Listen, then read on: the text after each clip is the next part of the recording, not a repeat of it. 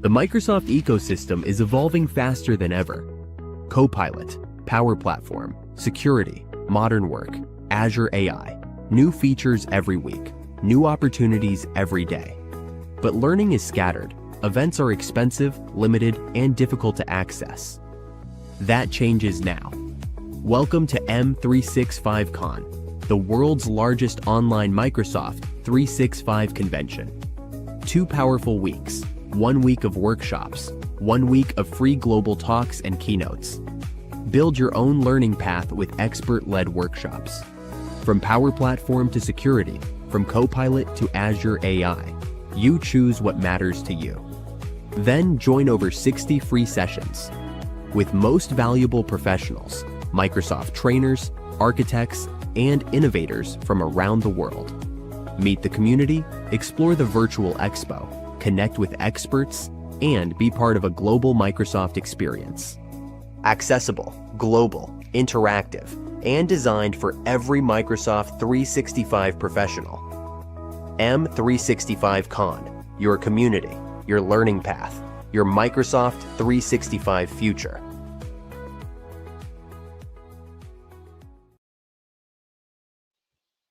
Hello and a warm welcome to the M365 Con again, to our second part for today. And I'm here with Khalil Elsherif, and he wants to talk about business application for SMEs. Hello, Khalil. You could start. Hello. Yeah, thank you so much. Good day, everyone. Thank you for being here, and thank you to the M365 Con team for this opportunity.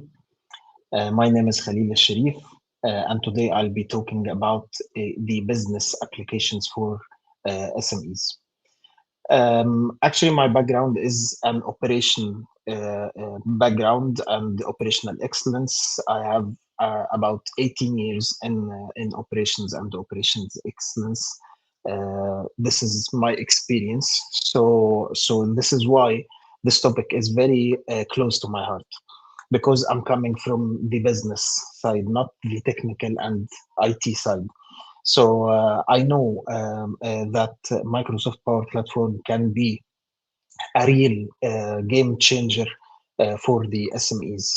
I know how the challenges are there in the SMEs and how it's repeated on daily basis again and again, because SMEs, I believe they are always stuck between 2 extremes. So in one hand, enterprise systems that are really powerful but expensive, complex, and slow to implement. So this is in one hand, and on the other hand, we have Excel, Microsoft Excel, which is much more flexible, much more familiar, but it's risky, unscalable, and it's hard to govern. You can't put the best governance in Microsoft Excel, and we all know these challenges. So here comes the big questions. Is there a middle ground between the ERPs and the Excel? So this is exactly where Power Platform comes in. Let me take you to the agenda. It's very simple agenda. Our agenda for today is very simple. First thing, we will speak about the real SME problem. Then why Power Platform fits SMEs perfectly. Then we will take some real SME use cases, and we will end with where to start as an SME. So let's start with the real SME problem. Let's talk honestly about SMEs. So most SMEs, they don't have large IT departments, and we know that very well. So that SMEs, they don't have large IT department, and they don't need to have large IT departments. They need fast results. They operate with limited budgets. So it's a mix of things that doesn't allow them to buy large or core systems or enterprise systems or ERPs, as we say. So they have to depend heavily on business users, not developers, but yet they still need process control. They still need data visibility. They still need automation. They still need compliance. They still need scalability. They still need all what other and large companies and large enterprises do need. So what usually happens in this case that that SMEs, they are between these two options that we are talking about. The first option is the Excel, which becomes for them like the system. Excel becomes the system, and one file turns into 10 and tens of files. One owner turns into many owners. Versions are flying around, many versions. As we all say, last version and last version and last version 1 and last version 2, last version v1, and lots of versions. And actually the logic behind the formulas and equations in the Excel sheets, they are becoming very complicated, and no one can understand unless it's the initial creator of the formulas. But after a while, it becomes a legacy, and formulas are being misunderstood. And suddenly, and consequently, errors happened. Data integrity is almost lost. Decisions are based on unreliable numbers. The SME find themselves a bit lost between the data and the versions of Excel sheets and the lost sheets here and there. At the same time, buying, which is the second option for the SMEs, buying a full ERP or core system is not feasible. It requires high licensing costs. It takes very long time to implement. The implementation process is very long. Change management for SMEs is not that easy like in large corporates. So SMEs, they either delay transformation or do nothing. Yeah, so they have no option. And this is where Power Platform comes, and this is where Power Platform shines, because Power Platform is not about replacing ERPs. We know that ERPs is in a different position. However, Power Platform can bridge the gap between the Excel and the ERPs or ERP systems. So let's break it down very simply, starting with Power Apps. So Power Apps is a very, very powerful tool that can build business application without heavy coding. We call it no code, low code, no code application. So we don't have to create complex codes and complex applications. It's very simple and easy drag and drop options in Power Apps. It can be easily replacing Excel-based processes. It can create structured forms and approvals and track accessible and it's actually very accessible in both web and mobile. So Power Apps is very powerful when it comes of thinking of replacing one Excel sheet. One Excel sheet, it means for me one process, one complicated process or one manual process that we need to change how we deal with this process. We need to transform. We don't have enough budget to transform our process with big systems. I think Power Apps is a very, very good alternative in that case. Second, Power Automate. Power Automate, it's the second powerful tool that can automate repetitive work. So we do the same thing and again and again, and we do some reworks and lots of reworks in our daily business. We need to think again about these reworks. We need to automate them, and Power Automate is a very actually powerful tool to do so. It can automate approvals, notifications, integrations. It has like hundreds of connectors that can connect with lots of Microsoft and non-Microsoft even platforms. So it's very powerful, and it's secured. It's under the umbrella of Microsoft. It's under the ecosystem of Microsoft. It can easily reduce manual works. It can easily reduce manual errors by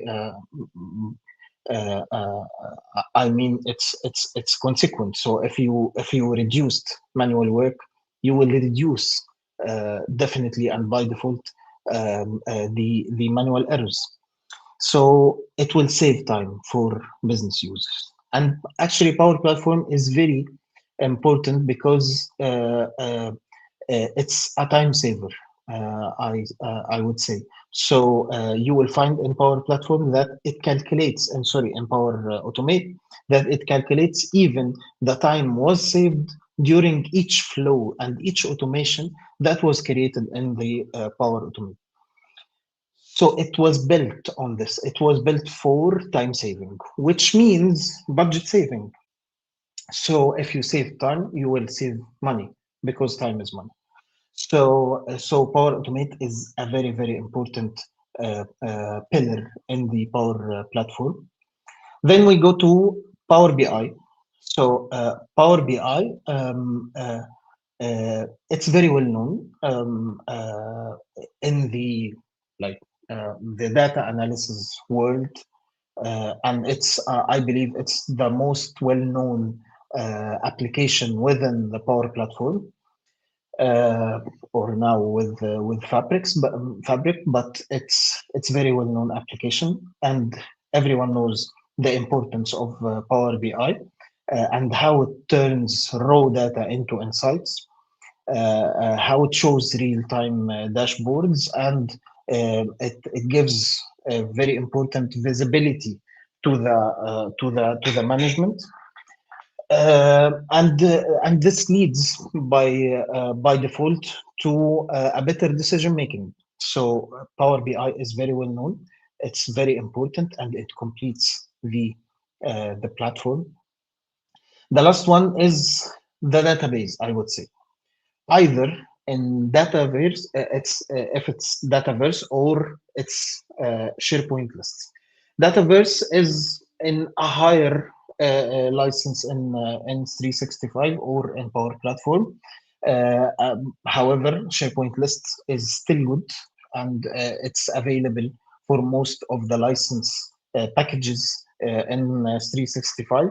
So it's a good alternative, but the best is or the best still Dataverse. The difference between Dataverse and SharePoint list, I believe it will be discussed, or it has been already discussed during the conference, other sessions in the conference. So it's not our topic today to know the difference between Dataverse and SharePoint list. However, Dataverse is more secured, structured, scalable, and it allows good governance.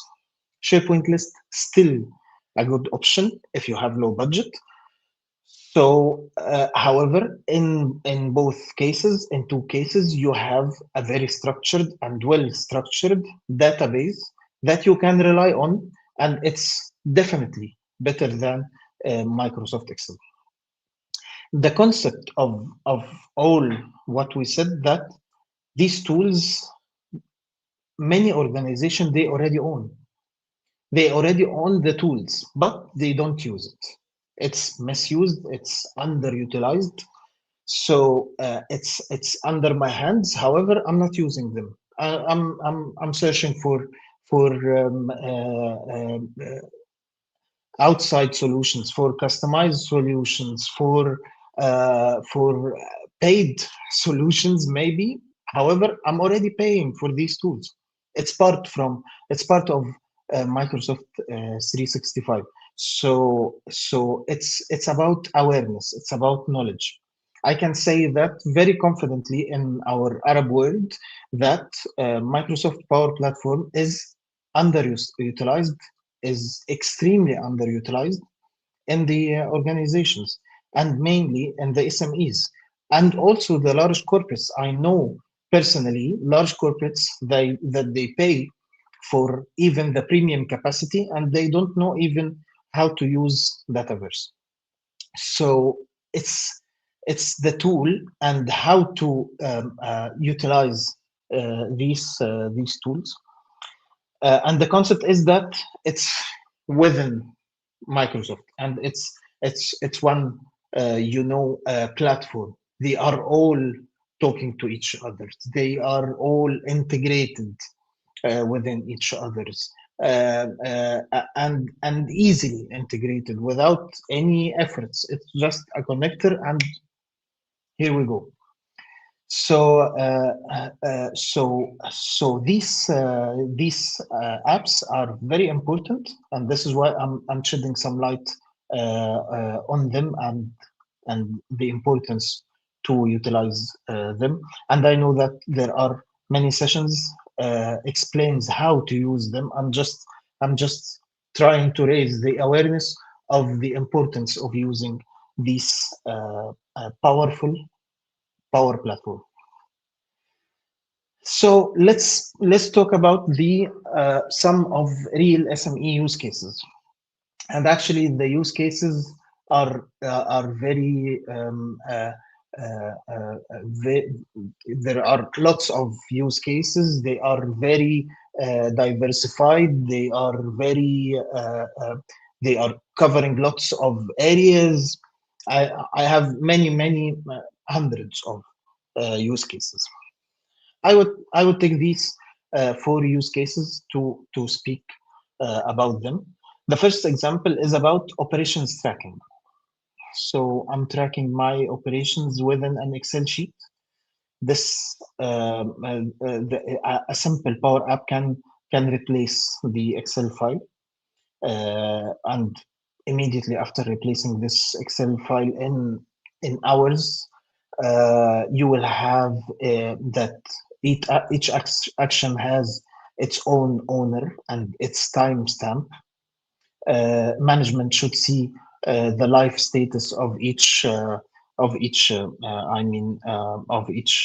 operations task or whatever it was built on. So everything, the status is live. Everyone can know the status, and it can facilitate the daily operations for an operations team.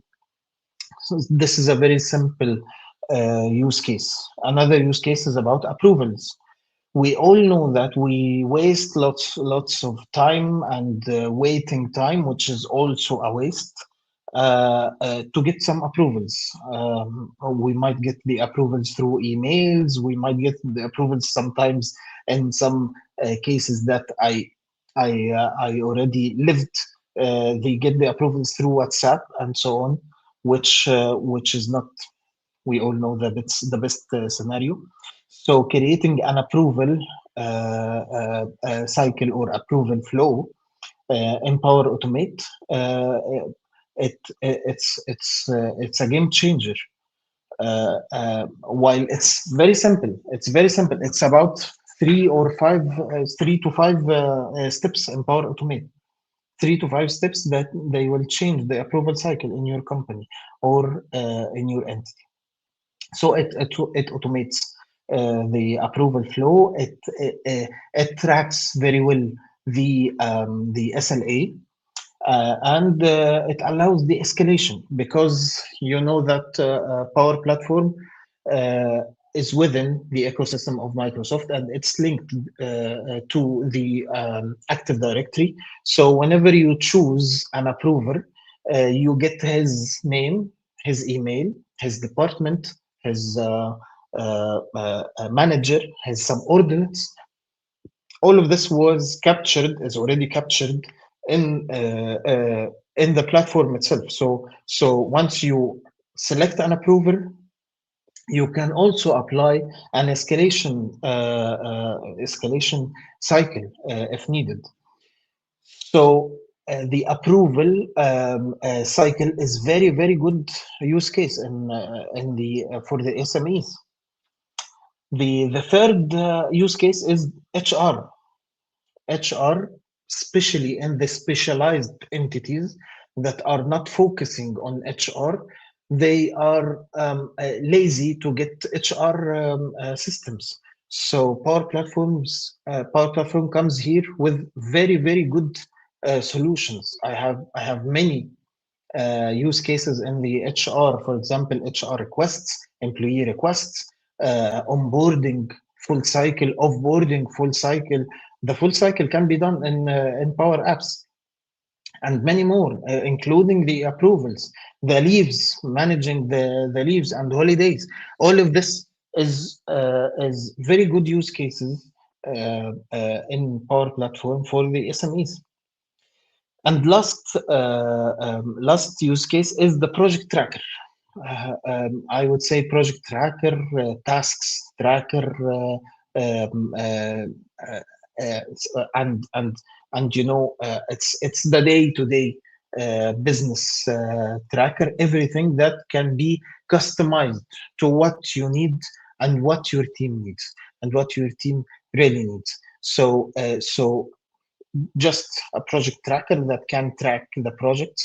You can add milestones, you can add subtasks, you can create approval cycle. Project tracker is a very good use case. There are lots of use cases that can be thinking of when it comes to what can Power Platform benefit the SMEs in finance, in HR, in operations, in sales. You know, sales have a very good use cases to track the leads and the closed leads and the status with the follow-ups, and everything can be done in Power Platform, and it has very good use cases, can be very useful and extremely useful to SMEs. And all of that doesn't necessarily require, or it doesn't require custom development. It doesn't require heavy infrastructure. You already have your SharePoint site, and the infrastructure is on the cloud, and it's taken on the back of Microsoft 365. You don't need very long delivery cycles with complicated milestones and so on. You can have your own Power App in one day. It's very simple. And this takes us to the next step, which is where to start as an SME. So if you are an SME and wondering where to start, here is a very simple roadmap. The roadmap is very simple.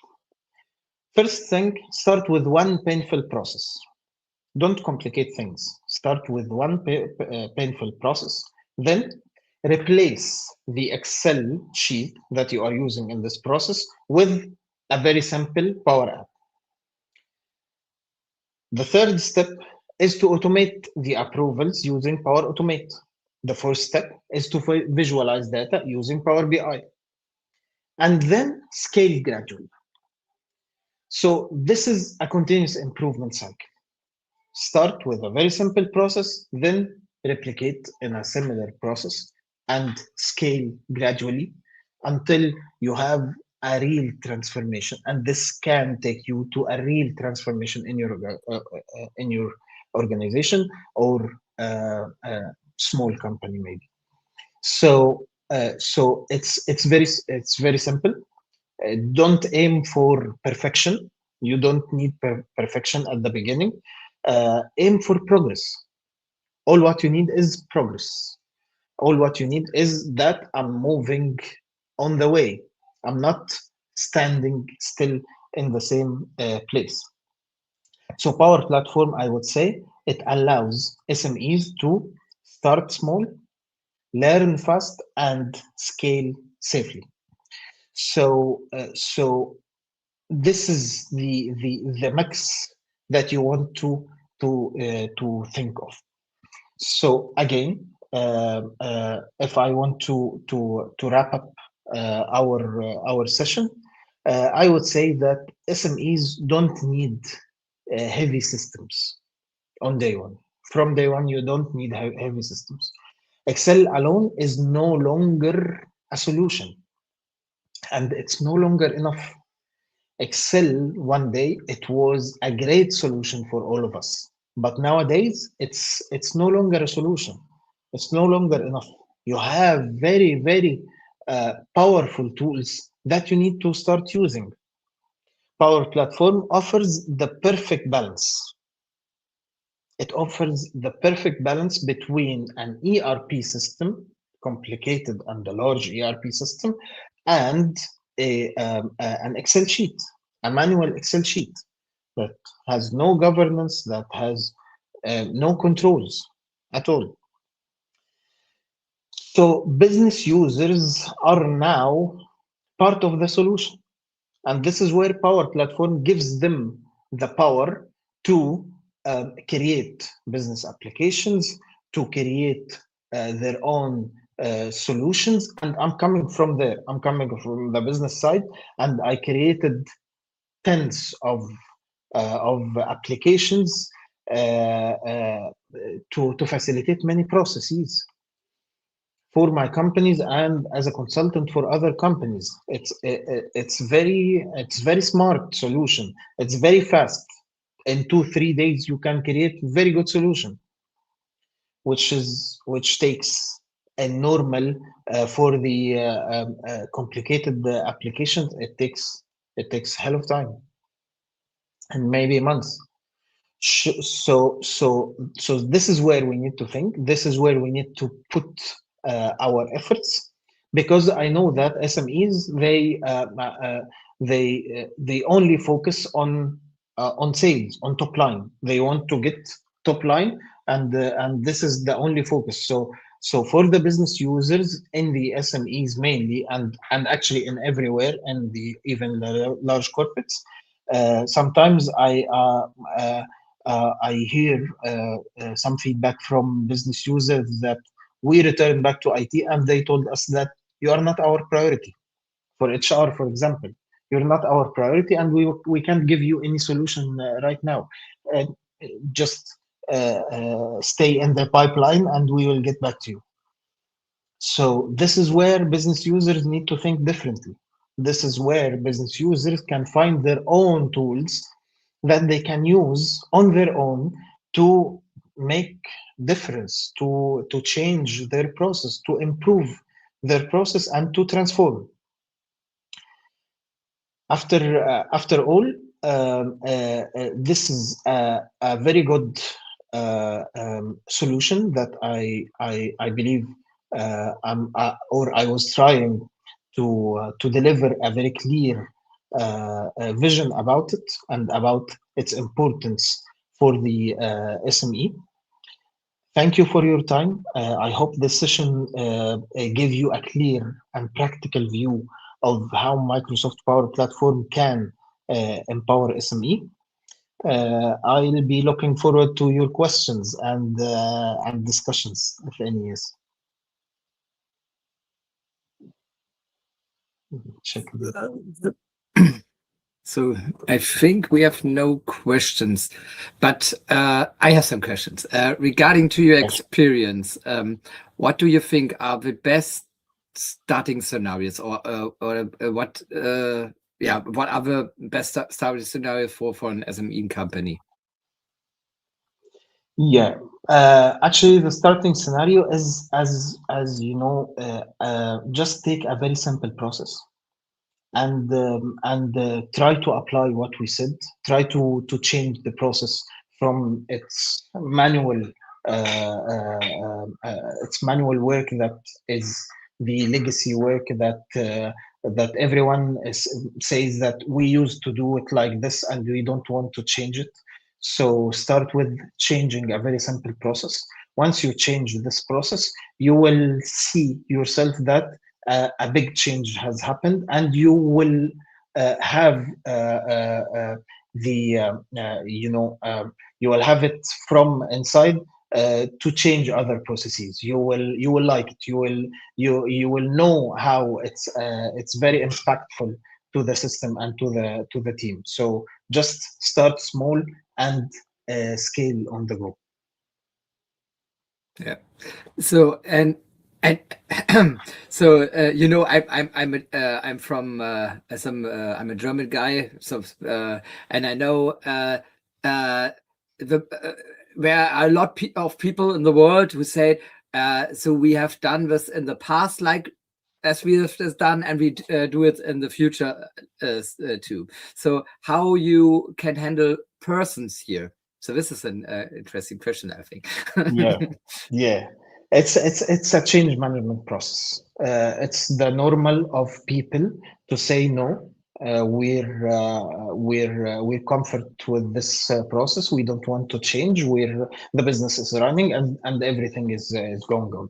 And I have an example that I always give to my trainees in any training regarding the change management is the organ transplant.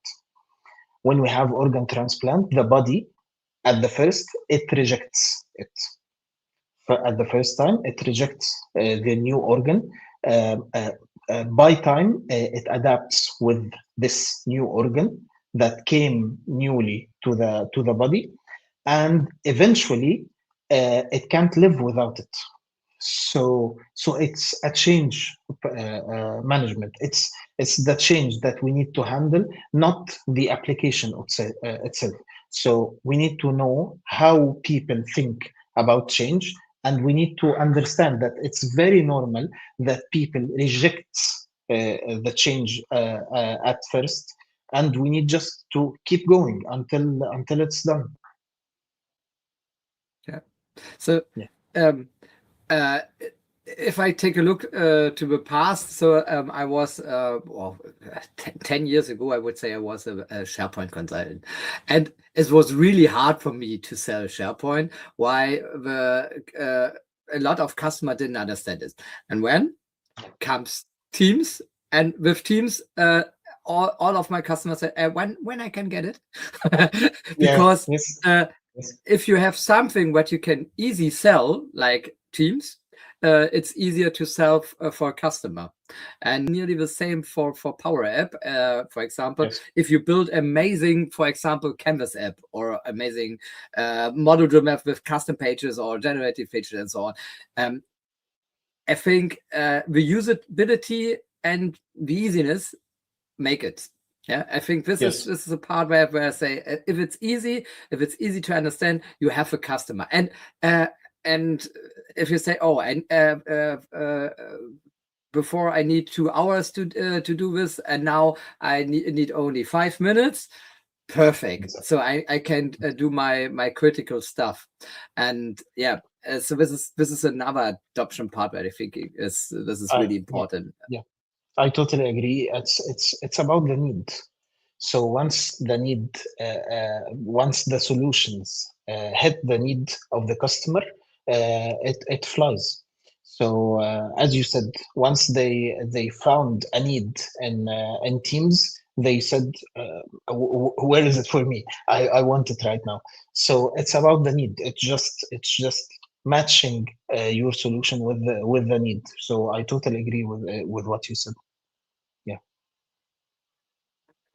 Yeah, so I think this was really interesting because this was not so technical deep dive, because so we have a lot of technical stuff, but this is I think a main topic for every consultant, because you could be the best one in your technology, but so if a customer don't want to adopt it, or I would say the colleagues of a customer or someone in the company won't adopt it.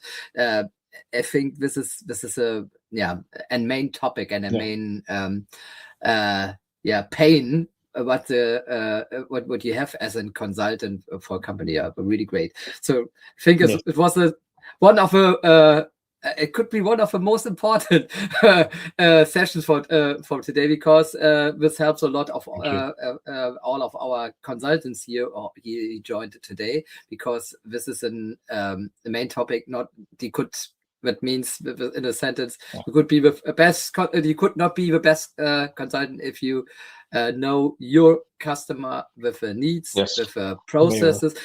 This was the same what I said today as I started. You need not an AI center of excellence as a tool.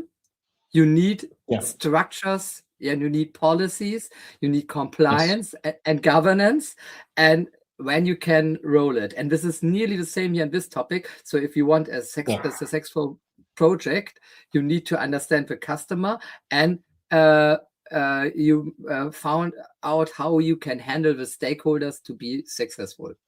Really important. Totally. Really important. Really cool presentation. I thank you. Thank you so much, Marcel. Yeah, I think we see us again. Yeah, and hopefully very soon.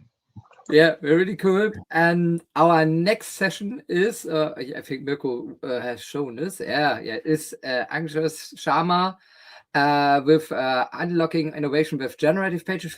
We saw I would say only a short session regarding to this today from Arpit, but he will make a deep dive on this. So we see us back in 23 minutes. And see you when. Bye.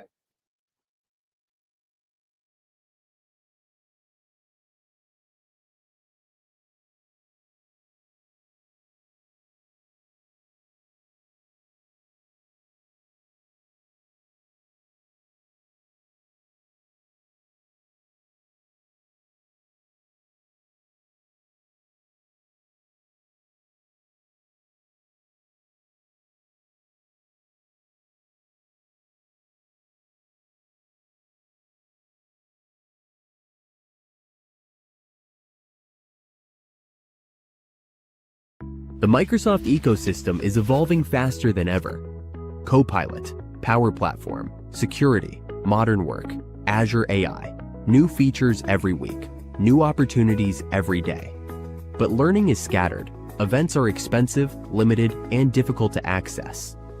That changes now. Welcome to M365 Con, the world's largest online Microsoft 365 convention. 2 powerful weeks. 1 week of workshops, 1 week of free global talks and keynotes. Build your own learning path with expert-led workshops.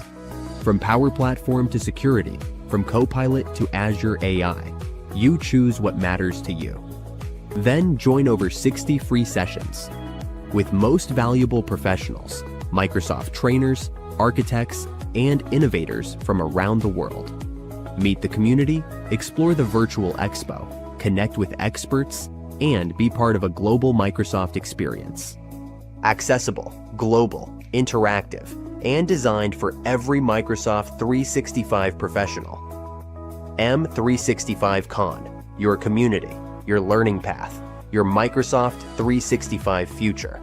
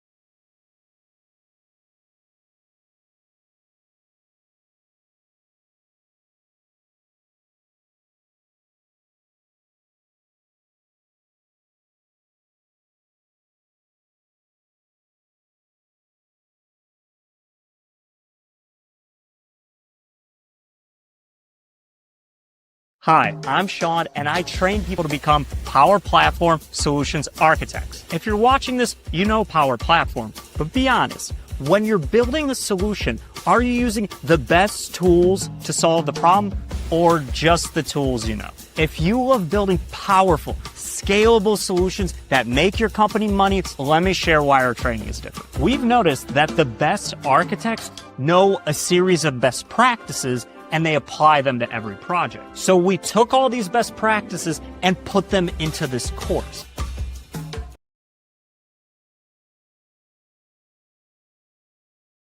The Microsoft ecosystem is evolving faster than ever. Copilot, Power Platform, security, modern work, Azure AI, new features every week, new opportunities every day. But learning is scattered. Events are expensive, limited, and difficult to access. That changes now. Welcome to M365 Con, the world's largest online Microsoft 365 convention. 2 powerful weeks, 1 week of workshops, 1 week of free global talks and keynotes. Build your own learning path with expert-led workshops. From Power Platform to security, from Copilot to Azure AI, you choose what matters to you. Then join over 60 free sessions with most valuable professionals, Microsoft trainers, architects, and innovators from around the world. Meet the community, explore the virtual expo, connect with experts, and be part of a global Microsoft experience.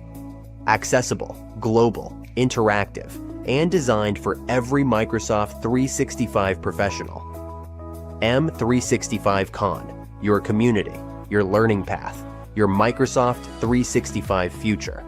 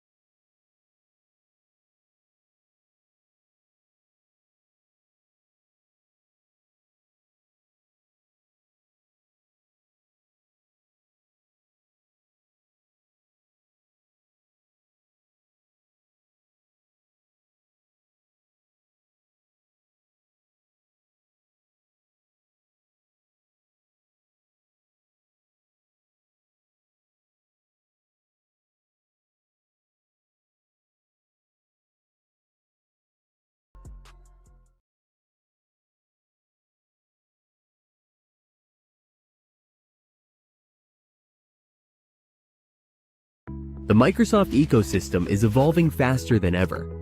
Copilot, Power Platform, security, modern work, Azure AI, new features every week, new opportunities every day.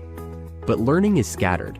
Events are expensive, limited, and difficult to access. That changes now.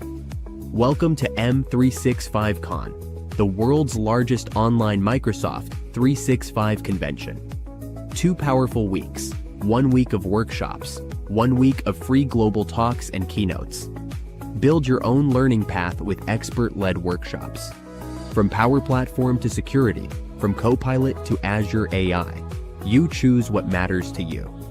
Then join over 60 free sessions with most valuable professionals, Microsoft trainers, architects, and innovators from around the world. Meet the community, explore the virtual expo, connect with experts, and be part of a global Microsoft experience.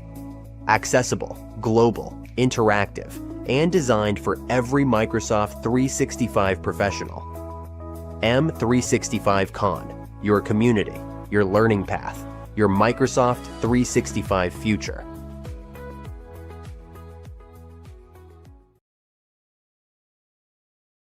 Hi, I'm Sean, and I train people to become Power Platform Solutions Architects. If you're watching this, you know Power Platform, but be honest, when you're building a solution, are you using the best tools to solve the problem or just the tools you know? If you love building powerful, scalable solutions that make your company money, let me share why our training is different. We've noticed that the best architects know a series of best practices and they apply them to every project. So we took all these best practices and put them into this course.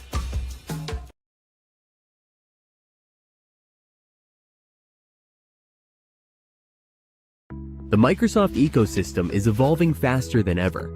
Copilot, Power Platform, security, modern work, Azure AI, new features every week, new opportunities every day.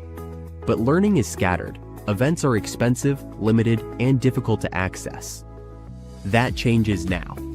Welcome to M365 Con, the world's largest online Microsoft 365 convention. 2 powerful weeks, 1 week of workshops, 1 week of free global talks and keynotes. Build your own learning path with expert-led workshops. From Power Platform to security, from Copilot to Azure AI, you choose what matters to you. Then join over 60 free sessions with most valuable professionals, Microsoft trainers, architects, and innovators from around the world. Meet the community, explore the virtual expo, connect with experts, and be part of a global Microsoft experience. Accessible, global, interactive, and designed for every Microsoft 365 professional. M365 Con, your community, your learning path, your Microsoft 365 future.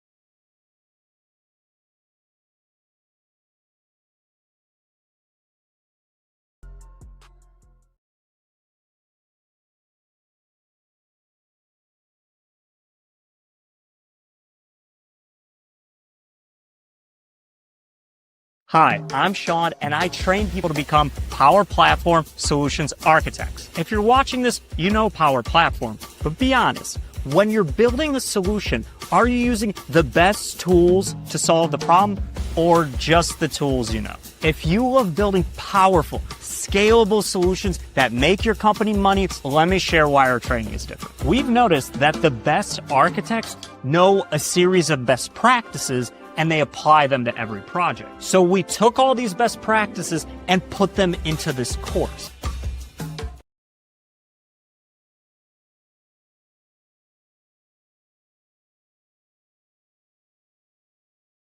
The Microsoft ecosystem is evolving faster than ever.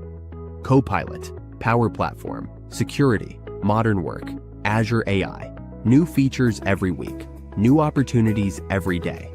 But learning is scattered. Events are expensive, limited, and difficult to access. That changes now. Welcome to M365 Con, the world's largest online Microsoft 365 convention. 2 powerful weeks, 1 week of workshops, 1 week of free global talks and keynotes. Build your own learning path with expert-led workshops. From Power Platform to security, from Copilot to Azure AI, you choose what matters to you. Then join over 60 free sessions with most valuable professionals, Microsoft trainers, architects, and innovators from around the world. Meet the community, explore the virtual expo, connect with experts, and be part of a global Microsoft experience. Accessible, global, interactive, and designed for every Microsoft 365 professional. M365 Con, your community, your learning path, your Microsoft 365 future.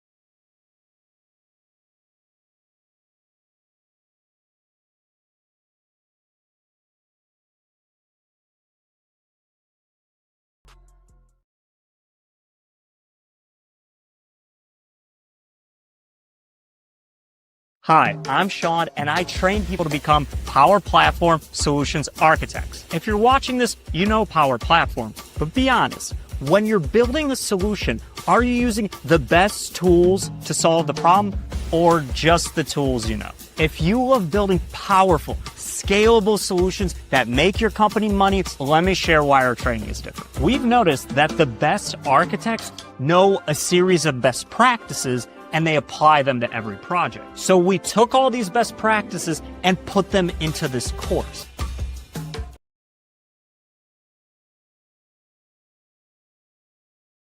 The Microsoft ecosystem is evolving faster than ever.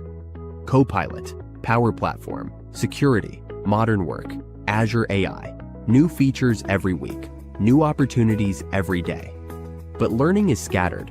Events are expensive, limited, and difficult to access. That changes now. Welcome to M365 Con, the world's largest online Microsoft 365 convention. 2 powerful weeks, 1 week of workshops, 1 week of free global talks and keynotes. Build your own learning path with expert-led workshops. From Power Platform to security, from Copilot to Azure AI, you choose what matters to you. Then join over 60 free sessions with most valuable professionals, Microsoft trainers, architects, and innovators from around the world. Meet the community, explore the virtual expo, connect with experts, and be part of a global Microsoft experience.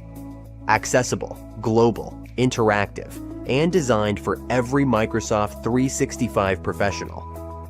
M365 Con, your community, your learning path, your Microsoft 365 future.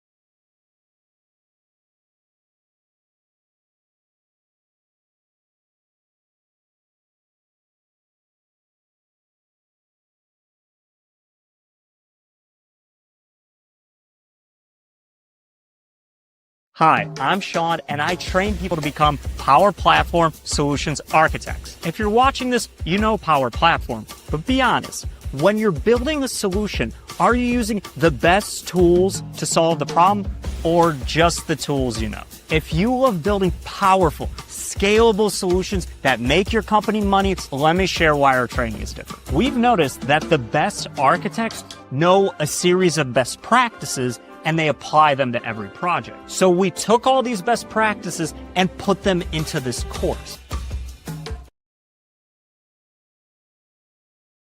The Microsoft ecosystem is evolving faster than ever. Copilot, Power Platform, security, modern work, Azure AI, new features every week, new opportunities every day. But learning is scattered. Events are expensive, limited, and difficult to access. That changes now. Welcome to M365 Con, the world's largest online Microsoft 365 convention. 2 powerful weeks, 1 week of workshops, 1 week of free global talks and keynotes. Build your own learning path with expert-led workshops. From Power Platform to security, from Copilot to Azure AI, you choose what matters to you. Then join over 60 free sessions with most valuable professionals, Microsoft trainers, architects, and innovators from around the world. Meet the community, explore the virtual expo, connect with experts, and be part of a global Microsoft experience. Accessible, global, interactive, and designed for every Microsoft 365 professional. M365 Con, your community, your learning path, your Microsoft 365 future.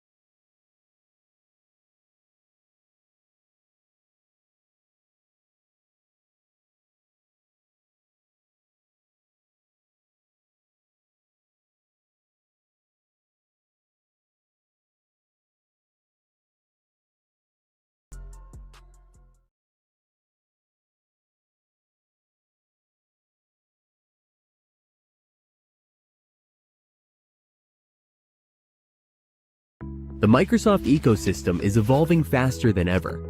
Copilot, Power Platform, security, modern work, Azure AI, new features every week, new opportunities every day. But learning is scattered. Events are expensive, limited, and difficult to access.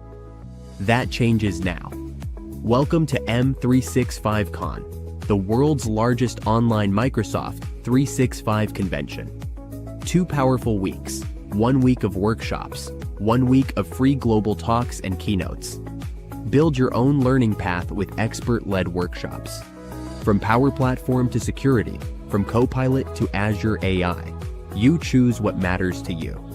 Then join over 60 free sessions with most valuable professionals, Microsoft trainers, architects, and innovators from around the world.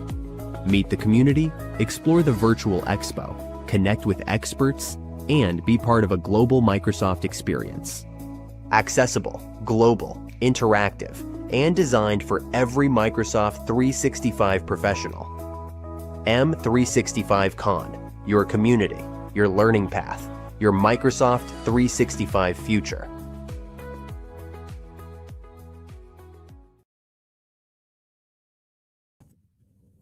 So, hello and welcome back to the M365 Con. Today here is, I hope I've spelled it right, Akshansh Sharma, founder of the BPUG. And the topic today is unlocking innovation with generative pages. Warm welcome to you. Great. Thank you, Marcel. And yeah, you pronounced it right somewhat. And I know my name is a mouthful, so I don't blame you. All right. Okay. Hi, Have fun. everyone. Thank you. Hi, everyone. As Marcel mentioned, right, I'm Akshansh Sharma, and today we'll be talking about generative pages. And so basically, how AI is now taking over and the new gen of Power Apps and Power Platform, basically. So let's get started. Let me quickly share my screen.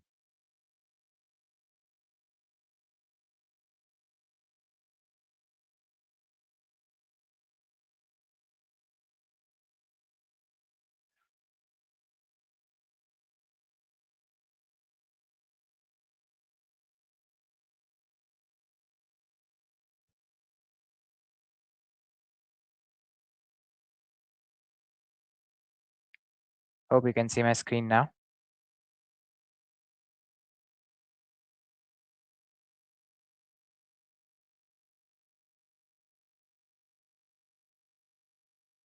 All right, perfect. Yes, we see your screen. Thank you, Miko.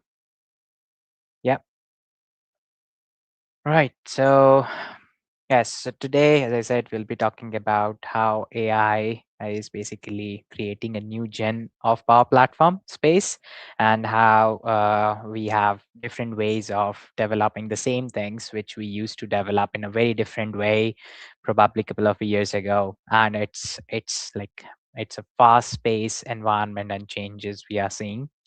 So, yeah, we'll be talking about how we can unlock innovation, and how we can take just a single simple thought which popped up in our head, having a shower or having a breakfast, and suddenly you realize that, okay, my organization can have this application.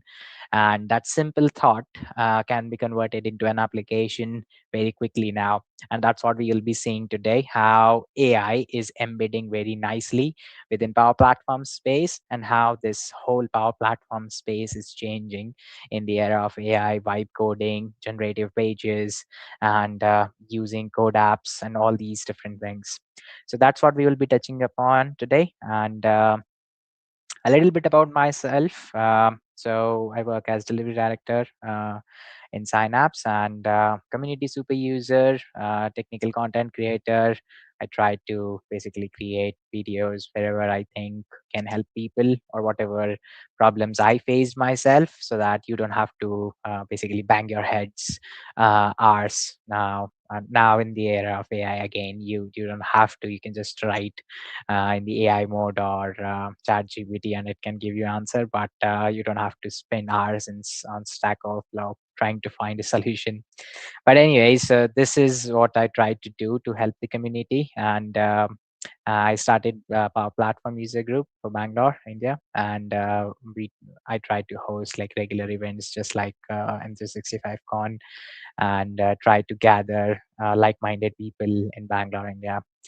So yeah, that's a little bit about myself. And coming to the topic, yeah, what are generative pages, and what is it that they do, and how it is helping Power Platform, right? So basically, generative pages within Power Platform is basically breakthrough within AI space. So we have seen ChatGPT come in 2022. We have seen Gemini. We have seen Claude. All these crazy models, but there was one space. I think a year ago, we could have said that the Power Platform space was lacking the AI-driven development approach, right? So that's why Microsoft is trying really hard, and trying to keep up with all its other initiatives, i.e. GitHub Copilot, GitHub Sparks, your Claude models, and everything, right? So generative pages are a way of Microsoft describing that, okay, AI driven development is the new way of doing Power Platform development. So what it does, right? So it's again AI driven capability within your model driven app. So you can basically, instead of creating your page by drag and drop, or your custom JavaScript, or your plugins and everything, right? What you can do is you can basically give a natural language prompt to your uh, page to your model driven app, you can select your GPT model 5 or 4.1. Either of those two models are available, and you can just as I mentioned, you can just give your thought, whatever thought came to your head while having your dinner or shower, that okay, my organization lacks HR system, right? So let's try to create a HR system for the organization. Now you can just give, all right, give me one HR page as a landing home screen, which will give me like card design visuals and the ability to add leaves and everything with approval and everything. Now that single prompt can basically generate a whole functional page for you within your model driven app, which is purely React based. And what you can do is you can play it around, give iterative prompts just like any prompts model, and you can refine it up until to a point where you are happy with the functionality. Then that is the whole idea behind your pages. And your key characteristics of generative pages are basically, as I mentioned, like prompting. So natural language interface design, you have it, and then you have your real React code generation. And it's pretty cool, right? To see AI generating like thousands of lines of code based on your single prompt. So it generates all the React code for you line by line, and you can basically see what it's doing, the validations and everything.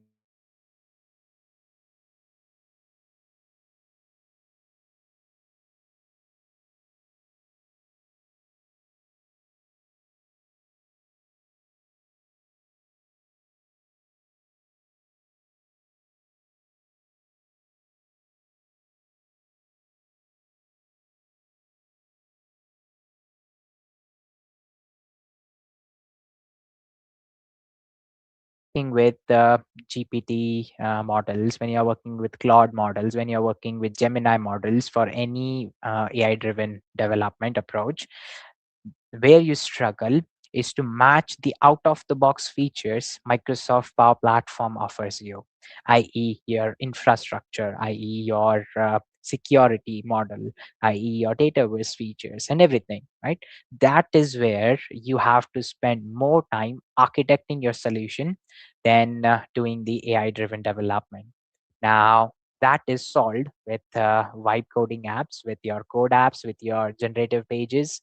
Why? Because it directly and tightly integrates with Dataverse. How crazy is that? Right. So it integrates with Dataverse. You can have your classic accounts table. You can have your customers table, your accounts table integrated within your application. No problem, no hassle.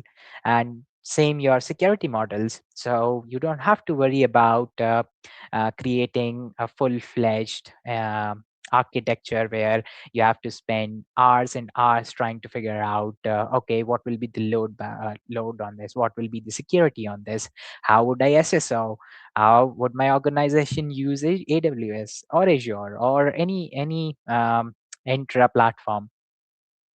That's where it shines. Then another cool feature is iterative refinement capability, which is nothing but you keep iterating, keep giving it a better prompts, asking to implement a validation which it missed, or ask to add a nice little visual on top of it, or anything for you to see on that landing page. So iterative refinement is another very cool thing. Now, uh, last point is great for POCs, but for production ready output, now that's debatable. So that's the case with any AI driven development, right? So is it production ready? And whenever you are trying to sell something which was quickly built, that's the very first question everyone asks, or your business stakeholders ask. Okay, can I use this in production tomorrow? I was like, no, you cannot use this in production tomorrow. So production ready output, it's debatable. Sometimes if you are working with a very small simple straightforward use case, it can generate the code which you can use in production. But generally, if you are working with a complex application or a complex use case, business case, where you would need to create like many scenarios where multiple screens which needs to be integrated with one another, with approval flow, that too with conditional approvals and everything, right? So that's where you can create a quick POC just to give a visual feel to your business stakeholders, i.e. how it will look like, so that they can visualize and play around with the application and everything. But when it comes to production ready application, you would still need to do a lot of code reviews, how it is functioning, unit testing, integration testing, and all those classic things you would still need to do. And and to top it all, it's generated by AI, right? So your most senior architect or your most senior developer might not agree with what the AI have written. So basically, that's where you would need to spend some time, uh, how it has written the code, what are the validation it has, what did it not implement, and all these things you would still need to do. So a production ready application might still take some time within Power Platform, but for POCs, it's just great. So yeah, now let's talk about why innovation matter in app development, and especially in Power Platform space, right? So as I was talking about earlier, right, with Microsoft GitHub Copilot, with Gemini models, with Claude, with lovable AI as opens free and you can use it and everything.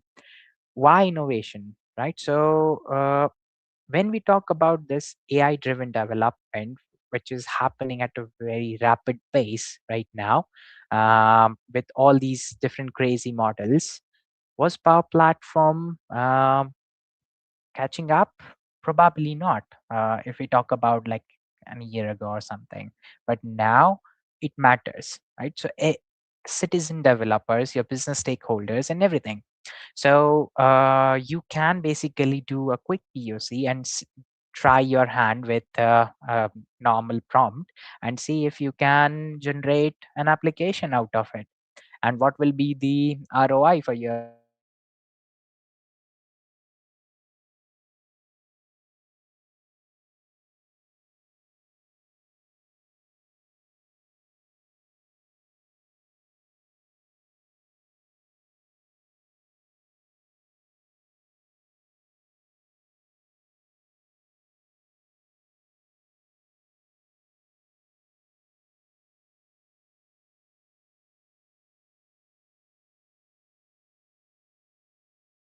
And basically, you don't have 2 weeks to get one screen functional.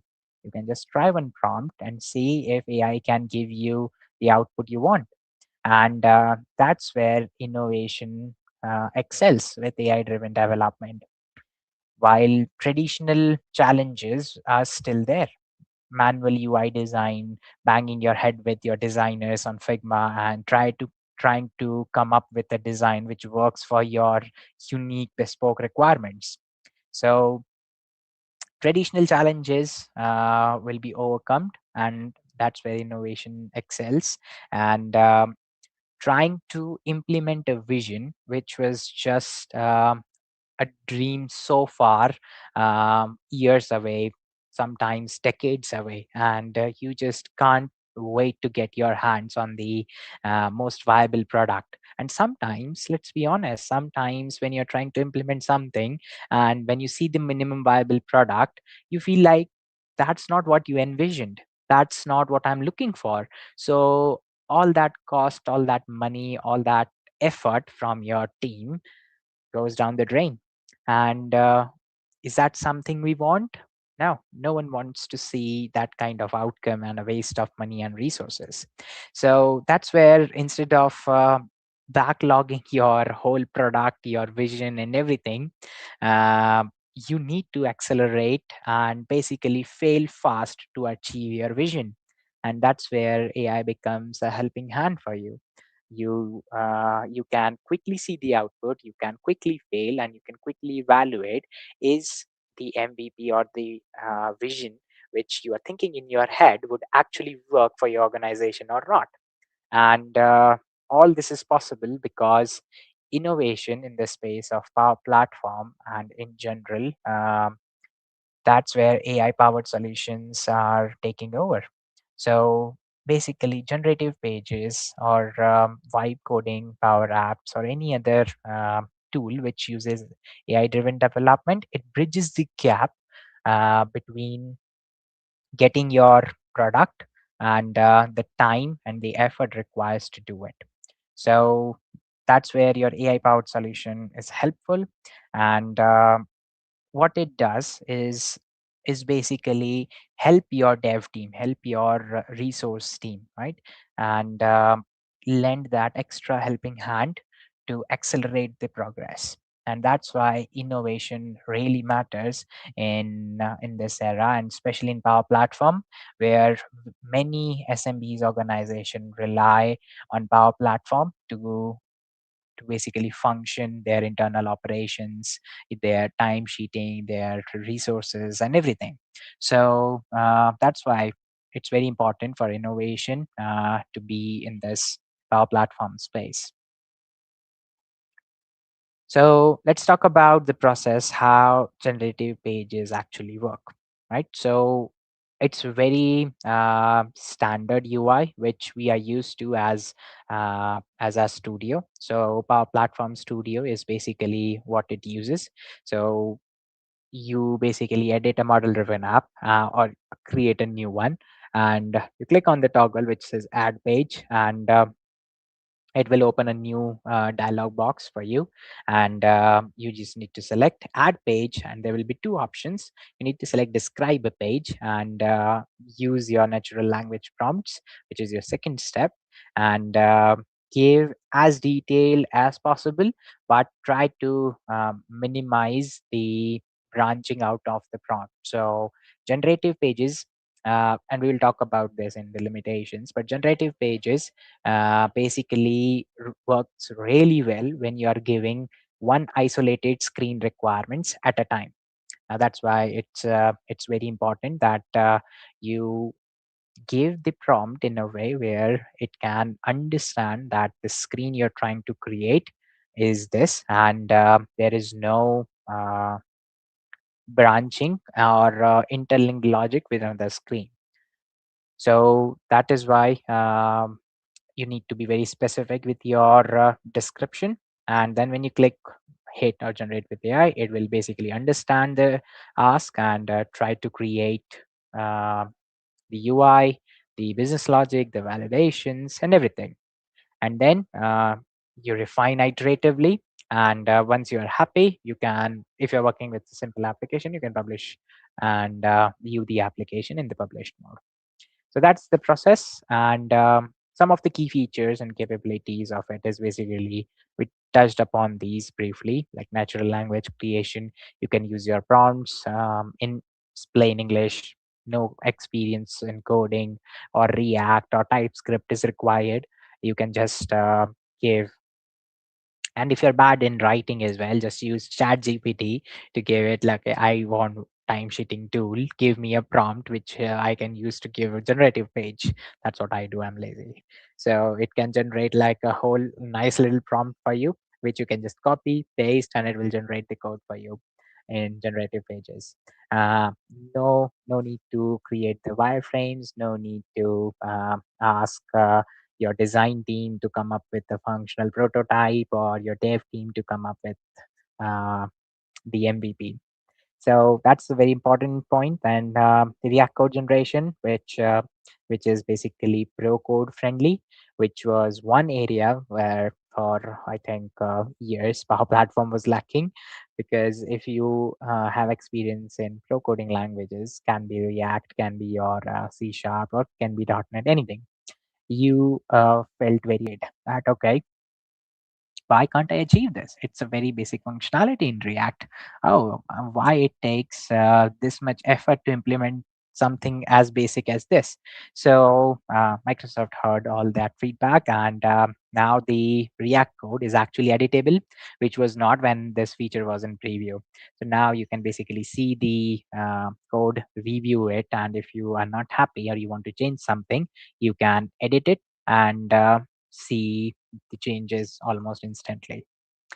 Then Dataverse integration we talked about. That was, I think, that is, I think, the most important and the unique feature of Generative Pages, as it integrates with Dataverse out of the box and very tightly as well. It's kind of native for model-driven apps, right? So Generative Pages inherits that.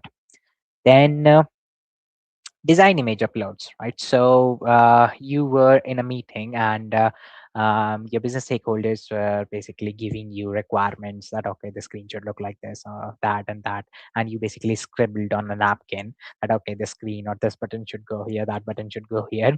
And the beauty of this model is that you can click a picture of that napkin and upload this, and the AI will take reference or inspiration from that scribbled napkin, that, okay, my button should go here, my gallery should look like this, it needs to be a card and everything. So it does that as well. Very good feature. It can be a napkin, but it doesn't have to be a napkin, right? So you can still have a full high resolution Figma image, which will be basically used as a reference for your design and UX and UI. So that is again very important and very good feature for you to use if you have it. Then benefits, right? So let's talk about how we can implement a new tech or a new feature. Whenever we are trying to sell something as a new or advanced version of a previous technology, it's very hard to sell to business stakeholders and organizations. And the first thing they ask is, okay, why you want me to switch from this, which works for me, to this? And that's where ROI, that's where importance and everything comes into picture. So we uh, we talk about accelerated speed of development. That is I think the y- most important USP of Generative Pages or AI driven development. So accelerated speed, enhanced productivity.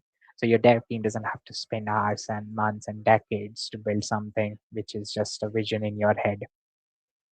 So the team can focus on what it matters most and what they can do better to come up with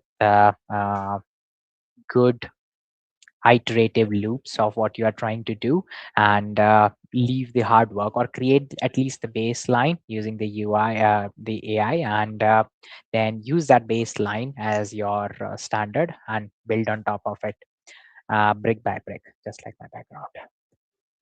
Just joking. Sorry. So yes, enhanced productivity is something rather tedious task for your team to come up with a final MVP. So that's where AI shines, and one of the benefit for you to sell this as technology.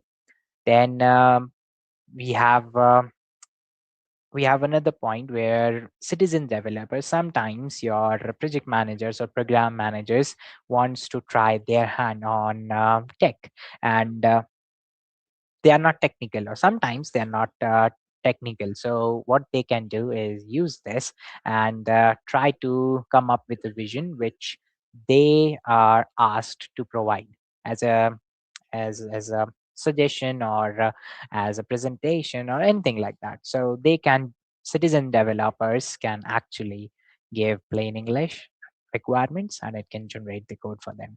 So this is where you get a lot of benefit out of AI driven development, because now everyone in your organization or in your team is empowered to create something and show it or present it, and it's not just developers, or you need to have years and decades of experience to build something, right? So this is where AI shines.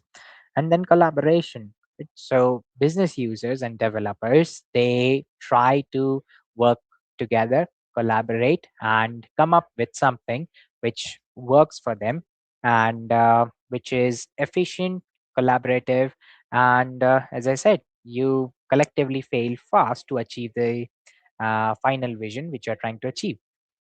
So these are some of the benefits of using generative pages or vibe coding apps or anything which uses AI driven development. Now, let's talk about the limitations and best practices when it comes to generative pages. Now, whenever we are working with any Microsoft tech, especially in Power Platform, there are probably 10 ways to achieve a single requirement, probably more. I might underselling this, but let's just say there are 10 different ways to achieve this single requirement. And it's our responsibility to identify which one would work best for this set of requirements we are getting. As consultants or as architects or as devs, it's our duty to identify all the 10 paths and identify which one would work best and what are the pros and cons of choosing one over another. That's why it's very important to identify the limitations of any particular feature or tech. So very first thing is that the generative pages or this one and some certain features, i.e. that napkin one and the uploading the UI image one, I think it's still in preview to the best of my knowledge. So preview features may vary across region. So you might be trying it in let's say a US region, but your client needs to be that to be implemented, or your organization is actually in let's say UK region. So that feature might not be available for you to be play around or implement in your application. So that is very important that you understand if it is a preview feature or not which you are trying to use in your application or in your POC, because it can vary from region to region. Then governance and security. So as I said, generative pages uses the um, same security model, i.e. your security roles, your org level, business unit level, parent business unit level, all this hierarchy it uses out of the box. So it is out of the box compliant with your GDPR laws if you are in UK, and it uses the same region to host your data. It uses the same security model which you are used to while working in our platform space. So governance and security is covered out of the box, which makes it easier for organization to adapt as a standard practice for them. Then another limitation when you are working with generative pages is that certain data types are not supported, unfortunately. So when you are working with complex data types, your lookups, your roll-ups, and all these different complex fields which you're trying to do recently, formula language, formula level, all these complex data types might not be supported in generative pages. So when you're trying to create any page and you are trying to implement a complex scenario, and be mindful that you check if that option is available out of the box or not. Then quality assurance, very important. Whenever you are using AI to generate your code, it's our duty that we duly check that code for any any best practice violation, any quality standards which that code might not meet in the future, and do code reviews and thoroughly ensure that the quality is up to the mark. Because if not, then it can be really painful to go back to the previous versions and basically come up with something which actually okay, I just remembered I missed one more limitation which was very important. So when you're working with generative pages, you can connect up to 6 dataverse tables at a time. So again, as I said, if you are, it's really good for POCs, but again, for a complex scenario or for production or enterprise level application, you might need more tables for the page to be connected with. So that's why that's another very important limitation to be mindful of, that it can connect up to 6 Dataverse tables at a time. So that's another limitation of generative pages. Then so some real world applications which you can use. So you can, so just to basically plant that seed in all of your head, what you can actually do using generative pages. So let's say you're trying to create like a service desk kind of a solution, customer service hub. So you can give like a demo prompt would be create a customer detail page showing contact information, recent orders, and support tickets with quick action. And you can basically attach your tables. So if, let's say, for example, you already have customer detail, orders, and tickets as tables created in your Dataverse, you can attach those tables, and your Dataverse, your model driven app will basically take those Dataverse tables as input and then display it back when it creates the UI. Similar to HR request portal as well, you build a request form with your calendar integration approval flow. That can be a prompt, and you can have a full-fledged, as I said, leave leave, what type of leave, approval, and everything. Similar to HR request, you can have your sales dashboard, and that I personally tried. So basically, I was using dynamic sales, and I was like, okay, can I replicate dynamic sales as my own model-driven app? So I took that as an inspiration and tried to describe the page which I was using within dynamic sales, like the opportunity form, and I gave that as a prompt that, okay, create me an opportunity UI where I can use the same set of fields and the same set of business process flow and the UI like dynamic sales, and it actually created a pretty decent replica of dynamic sales. So that's just an example of what you can achieve using generative pages within your model driven app and publish it and use it. So these are some of the examples, not limited, but you can basically start playing around and start from any of these three and take your imagination to the next level while trying your hand with generative pages.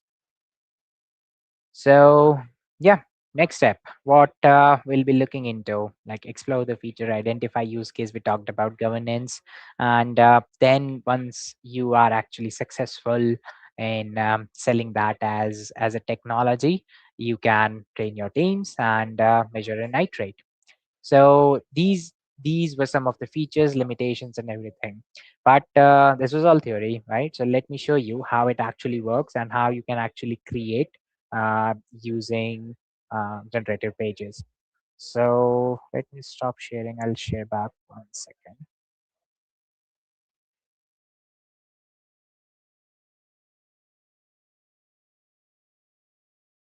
Right. Let me share screen.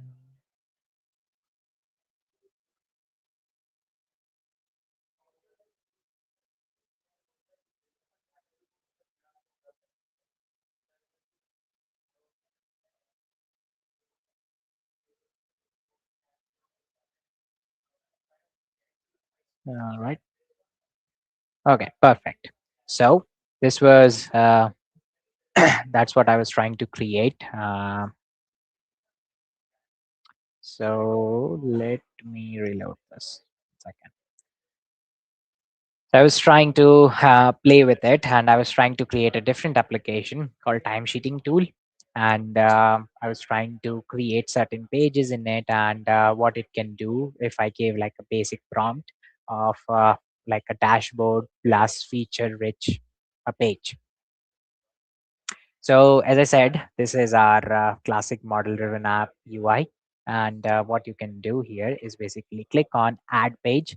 And instead of selecting a Dataverse table, what you do is describe a page. Once you click this, what it will do is it will give you like a prompt prompt window, and you will have two different features or options here.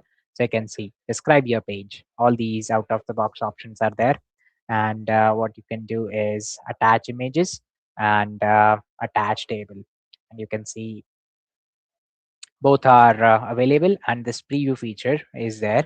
So what this means basically, if you have, let's say, an attachment control created within your table itself, and you want to use those images as reference or as inspiration for the model, then you can basically toggle this on. But again, be mindful, this is a preview feature, so make sure, yeah, you double check if this preview feature is available in your region or not. So yeah, so let's describe something. And as I said, if you're lazy as me, then what you can do is you can write uh, prompts using ChatGPT and then give it here. So I have my prompts written and I'll just paste it here. So you can see what I'm suggesting is like create a page name my timesheet home. Da, da, da, da, da. I'll just do this as home landing and do this, do this, do this. Simple, right? And click generate. What it will do for you, it's just thinking what is going on and everything.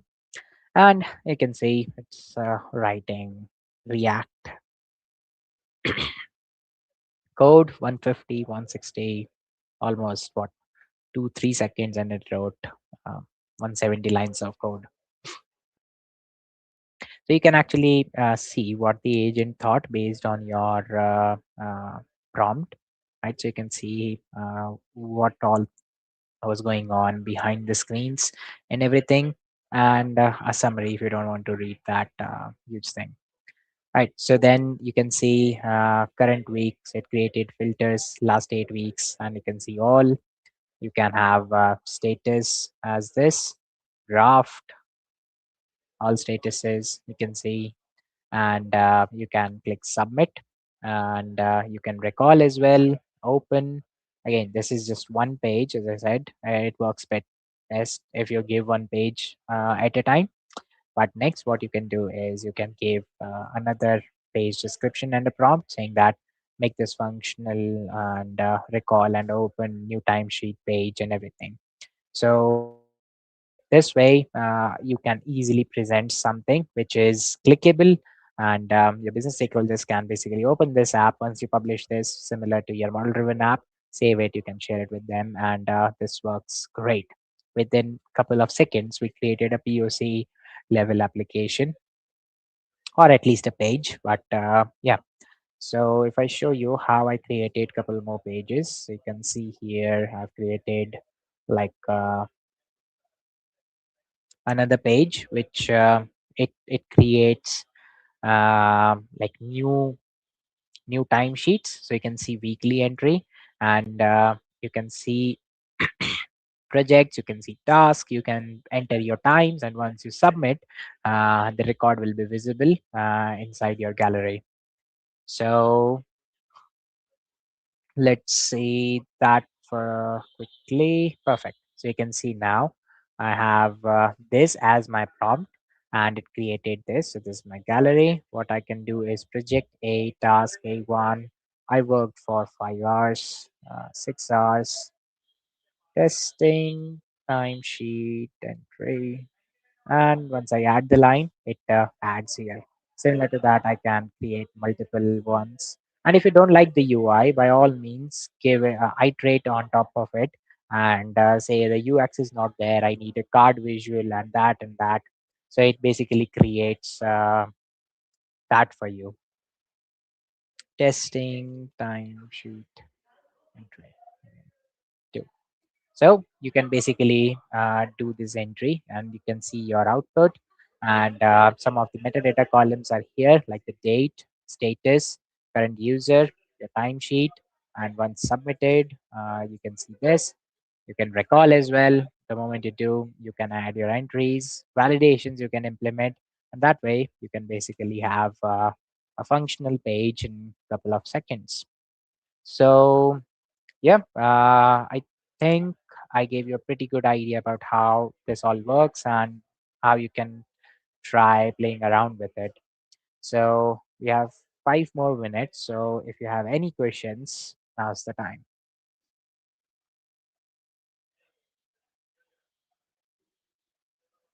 So, Marco, any questions?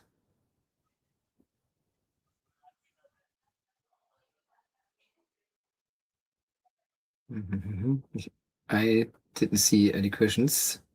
Wow. So, was that good? No no. questions. So, but from your experience, what do you think must an I would say classical app developer change regarding to their skills to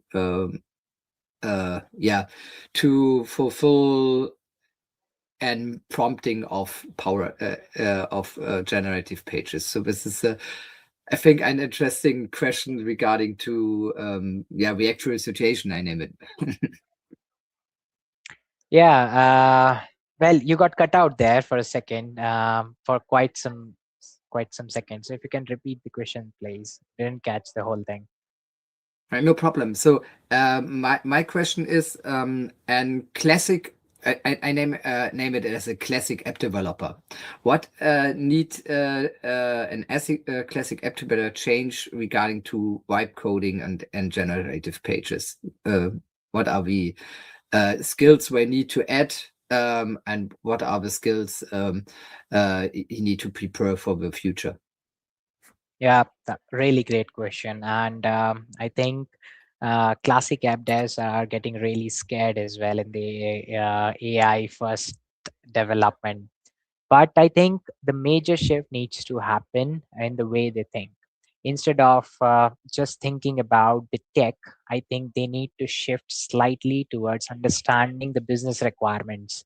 So they need to be partial BA as well now, because if they understand the business context, if they understand the pain point, they can actually write good prompt, which is the baseline and the feeding or the starting line of AI driven development.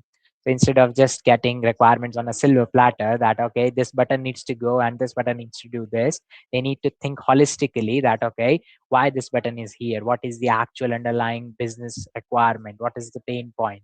They need to widen their horizon and understand the business requirements and context so that they can prompt better and use AI driven technologies like generative pages, vibe coding apps to basically reduce the development time of the requirements. So what I saw was one of my pain point was we didn't use PowerFX. And this was my greatest pain point. If I saw the generative pages, I said, okay, it feels more like an coding of an full stack app with an with prompt, and not like the Power App standard was. The standard Power App standard was is you can code it, you can make it, and now it feels like you build a full stack app with full stack code, but with prompts. So what do you think about it? Yeah, that is true actually. But I think the USP of low code development was reduced delivery time, right? That was the agenda when Power Apps got launched in, I think, 2017. But now that USP is no longer there. You can build the full stack application probably in a shorter duration than it would take Power FX and a Canvas app to build. So that USP is no longer there. And that's why I think Microsoft, instead of giving low coding vibe coding apps or platform, they are giving like generative pages and vibe coding apps where it's actually writing React code and full stack development, because it takes lesser time than writing Power FX and creating all those conditional statements. So I think that is the way forward, and that's the hint I am getting, at least from Microsoft and the way they are releasing these features. Oh, there's a question. Can you involve virtual tables in generative pages? Now that's a really good question. To be honest, I didn't try it, so I don't know. But it's a really good question. I'll definitely give it a try. But conceptually, I think you should be able to, because you can use virtual tables in normal Canvas app and everything. But in all honesty, I don't know if you can integrate virtual tables within your generative pages. Yeah, okay, yes, I didn't know too. Okay. Um, so I think that's all for today. So thank you. I think it was a really good overview and deep dive into it. I think it will help a lot of people, but it's not available in every country at the moment. But so yeah, if it will be available in the future, so we are prepared for it. And yeah, I think this is one of the most important features for the future because it will change a lot. It Yes, will change our work as an consultant and developer. And yeah, thank you for that great oversight. absolutely. All right. Thank you very much, Marcel, for the. Thank you. Right. Thank So you. our next expert session is with my co-host and friend Fortunato Di Donato, and he talks about AI need guidelines, a little bit like my keynote from tomorrow from this morning, but he will take a deeper look to the CRM dynamics as the single source of truth. I think you must join this session. It will start in 40 minutes. See you when. The Microsoft ecosystem is evolving faster than ever. Copilot, Power Platform, security, modern work, Azure AI, new features every week, new opportunities every day. But learning is scattered. Events are expensive, limited, and difficult to access. That changes now. Welcome to M365 Con, the world's largest online Microsoft 365 convention. 2 powerful weeks, 1 week of workshops, 1 week of free global talks and keynotes. Build your own learning path with expert-led workshops. From Power Platform to security, from Copilot to Azure AI, you choose what matters to you. Then join over 60 free sessions with most valuable professionals, Microsoft trainers, architects, and innovators from around the world. Meet the community, explore the virtual expo, connect with experts, and be part of a global Microsoft experience. Accessible, global, interactive, and designed for every Microsoft 365 professional. M365 Con, your community, your learning path, your Microsoft 365 future.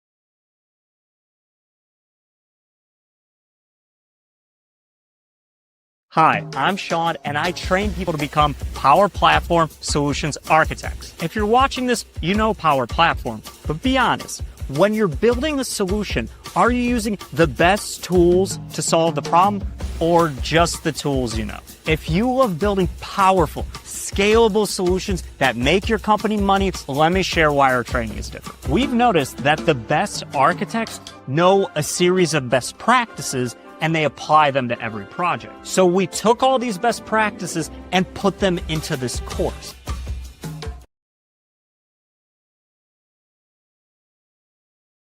The Microsoft ecosystem is evolving faster than ever. Copilot, Power Platform, security, modern work, Azure AI, new features every week, new opportunities every day. But learning is scattered. Events are expensive, limited, and difficult to access. That changes now. Welcome to M365 Con, the world's largest online Microsoft 365 convention. 2 powerful weeks, 1 week of workshops, 1 week of free global talks and keynotes. Build your own learning path with expert-led workshops. From Power Platform to security, from Copilot to Azure AI, you choose what matters to you. Then join over 60 free sessions with most valuable professionals, Microsoft trainers, architects, and innovators from around the world. Meet the community, explore the virtual expo, connect with experts, and be part of a global Microsoft experience. Accessible, global, interactive, and designed for every Microsoft 365 professional. M365 Con, your community, your learning path, your Microsoft 365 future.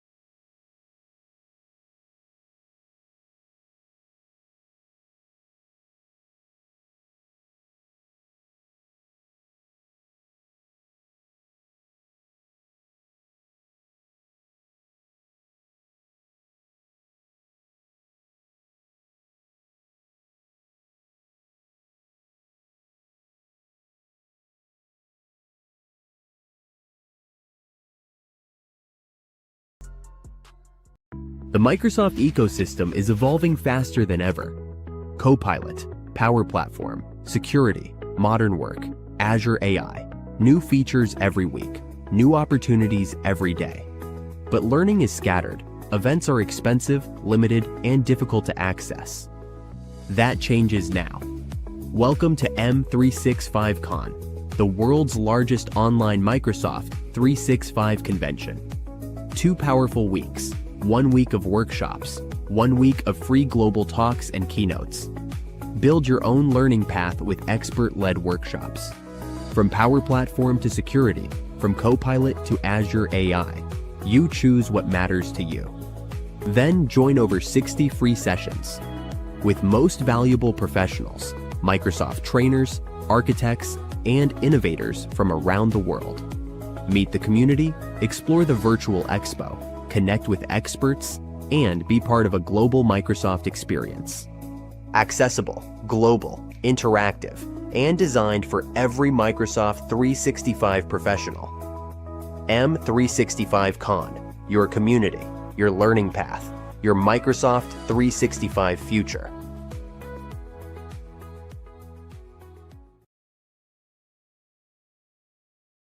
Hi, I'm Sean, and I train people to become Power Platform Solutions Architects. If you're watching this, you know Power Platform, but be honest, when you're building a solution, are you using the best tools to solve the problem, or just the tools you know? If you love building powerful, scalable solutions that make your company money, let me share why our training is different. We've noticed that the best architects know a series of best practices and they apply them to every project. So we took all these best practices and put them into this course.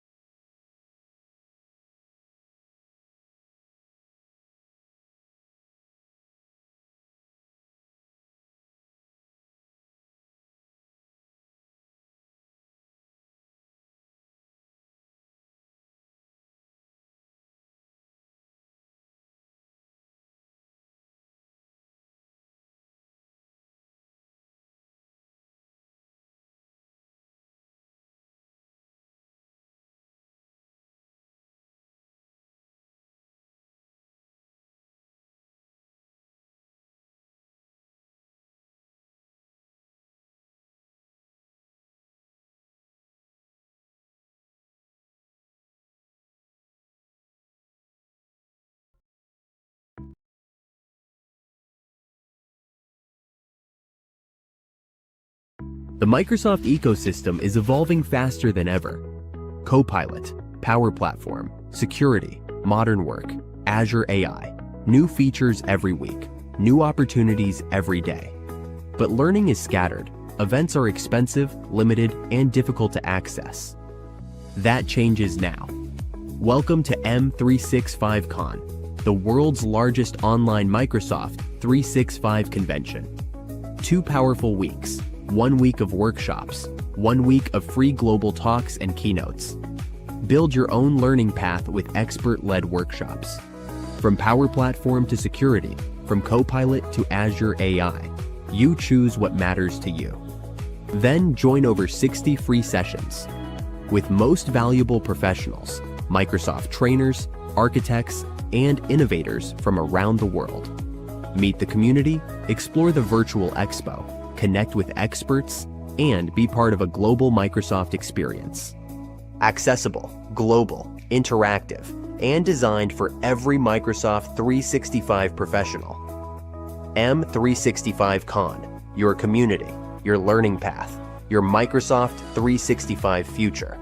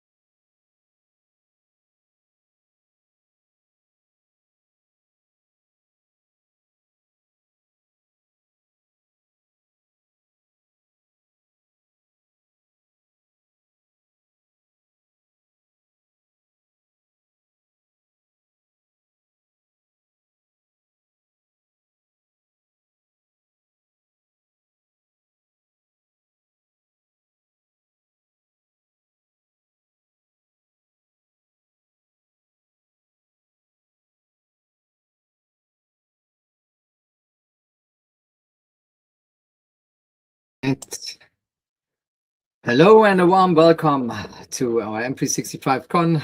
My name is Marcel Bosch. I'm the co-founder of Power Bros, and today with me here in our next expert session is Fortunato Di Donato, my friend, my colleague, and my co-host at the M365 show.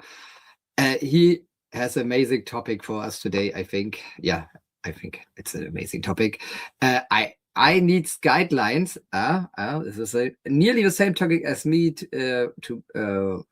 this morning, but now CRM as a single source of truth. I think this would be amazing. Fortu, you're here, but you're on mute. Yeah.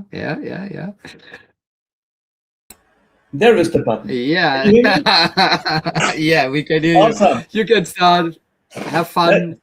First problem solved. Check. So nice.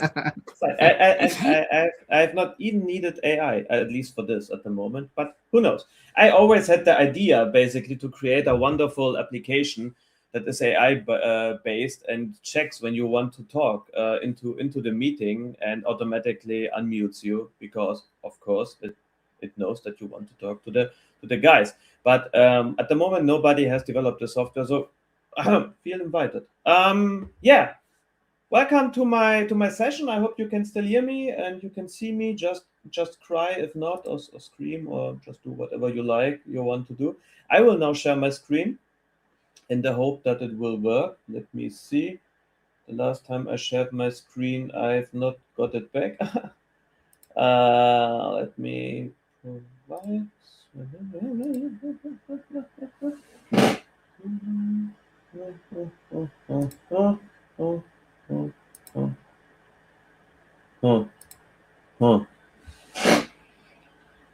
Please give me a signal whether you can see my screen. Can you see it? Wonderful, great. So my topic today is CRM as the single source of truth. In my case specifically, it's Dynamics 365 CE. It's called CE. I don't know how Microsoft will call it in about 24 hours from here on, because names change always and very fast. So I would like to talk about this topic today. We have a development ongoing. There are many people that want to implement AI, that have already implemented AI. Microsoft, of course, also shuffled in AI and said, here, this is what we have for you. Awesome. And the problem is that it's a powerful tool, but like other tools, you need to get an idea on how to use it. So this is what I want to present you. But let's go into the deep talk. So first of all, I've brought here some topics. First of all, the engineer who is talking, because I want to build with you the ideal CRM with AI. When I talk building, by the way, I talk more on an upper approach, not the pure development, because otherwise 45 minutes are not that much, honestly. Even with low-code approaches, it takes some time. Then I would like to talk about our goal, why we are sitting here, if you have not yet understood it until now. Our assembly plan, the assembly line, technical specifications, the so-called components of success, and the roadmap. So how do I want to connect them all with each other? And yeah, that's basically it. So it's built like an assembly line from the idea to the final product. Cool. So let's talk about me a bit, so that you know who the heck you are talking to. Because beside being the friend of Marcel and Mirko, who is also there, I also have some things ongoing into my mind. Actually, many things happen into my mind. There are doctors that are trying to find out what the heck. But yeah, let me move on. So from a career perspective, first of all, my name is Fortunato Di Donato. I will provide you context later. I basically am living near Berlin. at the moment. And I think the moment is about 20 years now. Originally with that name, I'm Italian, but was born and raised in Germany, Southwest Germany, near Stuttgart. I started as a normal developer, classic developer, I would say, full stack. Also mainframe programming, which is interesting to say the least. With 8 colors and a nice interface, it's always fun, as long as you were born around the 70s. Not anymore now, but it's still interesting. But it's another kind of a topic, not for today and not my one. I at some point switched to classic development for the public sector, or in the public sector for about 10 years. And then I moved over to the CRM area, low code, and many other topics. Today, I'm a manager and a solution architect for Dynamics 365 CE based solutions, model-driven apps, but also RPA stuff, Power Pages, and recently also AI. My focus is basically on the synergy between stable CRM processes and innovative technologies, not necessarily limited to artificial intelligence, but there is a strong emphasis at the moment because, basically everyone wants to see this buzzword, and you need to pay attention that it doesn't end as being a buzzword. But I will talk about this topic. And my idea is to provide solutions to enable things. So I could say that I'm a bit experienced when it comes to the Microsoft ecosystem and the strategic implementation of CRM systems, enriched, I would say, by AI, not necessarily pure AI. And my core philosophy, and this is something that is reflected throughout all my solutions, is that basically tech can enable. Like me being an enabler, my idea is to combine knowledge from a various perspective with the business expertise and to lead teams to success. So my idea is not to basically say, look, this is the software and we need to use this and that, because the best ideas come normally from the use case and what people really need, and not what someone has just learned. Okay, this is the core idea and core problem we have at the moment with AI. So this is about me. Forgot to say, I'm 44 years old, not about 44 years old, will turn 45 this year. So I have a tendency at the moment to get older. So yeah, I think it's pretty normal.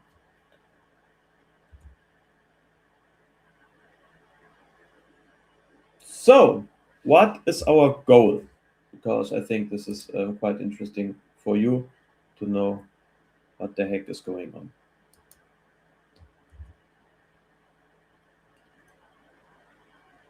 At the moment, we have a problem. Okay, a huge problem. We have on the one side, we have the classic,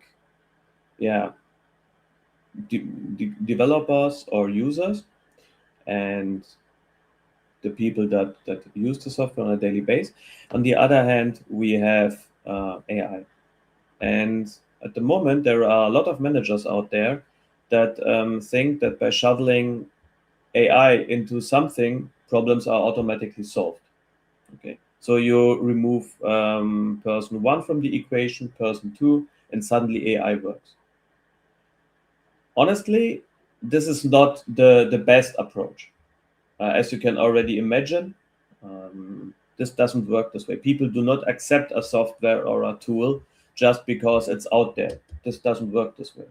If you just throw in a hammer and say, hey, look, this is a hammer, it will solve all your problems, then have a lot of fun to clean your windows with that hammer.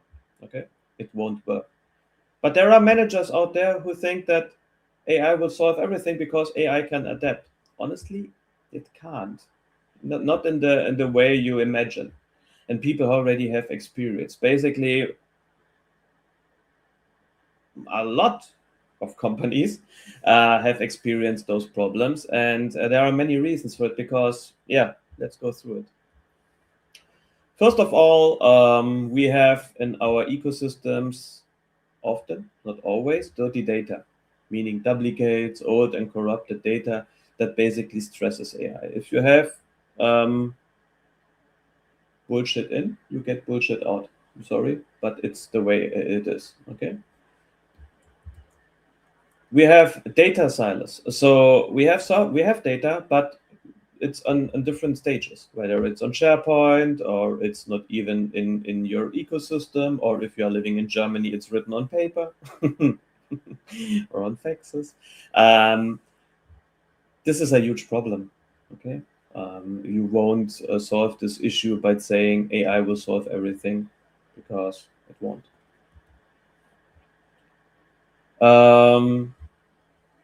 Regarding data silos, you have also a problem with the data location.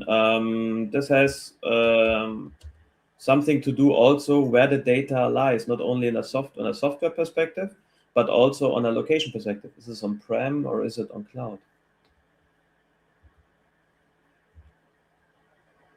We have a bottleneck when it comes to integration. How can you enrich legacy systems or legacy software that was developed in the past by AI? I don't know how it's for you, but there are software developers out there, or users that have software in the house that is 10 years old or older and is very narrowed down to a specific use case for a specific area of work.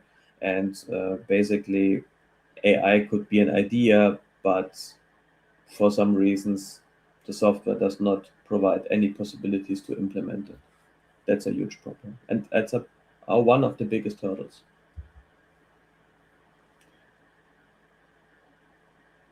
Then we have the situation that software sometimes is modular. Working with agents and connect them all together can be a huge pain. We have a vote of confidence. What does it mean? There were some surveys. I don't say that is very representative. I only say that in 30% of one of those surveys, people basically fear that they are replaced by AI, which in turn can be problematic for the introduction of AI, and also the fear of control, of a loss of control. And by the way, which is not that far away, honestly. And this has something to do with, again, people that think that AI will solve everything. But there are people on the other side of the equation that need to interact with other people, other humans, and do not like to be left alone in this uncanny valley, meaning there is an acceptance problem on the other side, which companies now have found out. And yeah, that's basically it. We have also regulations, the EU AI Acts, meaning that companies must document precisely how AI decisions are made in CRM. Meaning when there is some scoring by any means, which is already problematic, you cannot basically leave the software on its own. Meaning that there is a high demand of the human in the loop.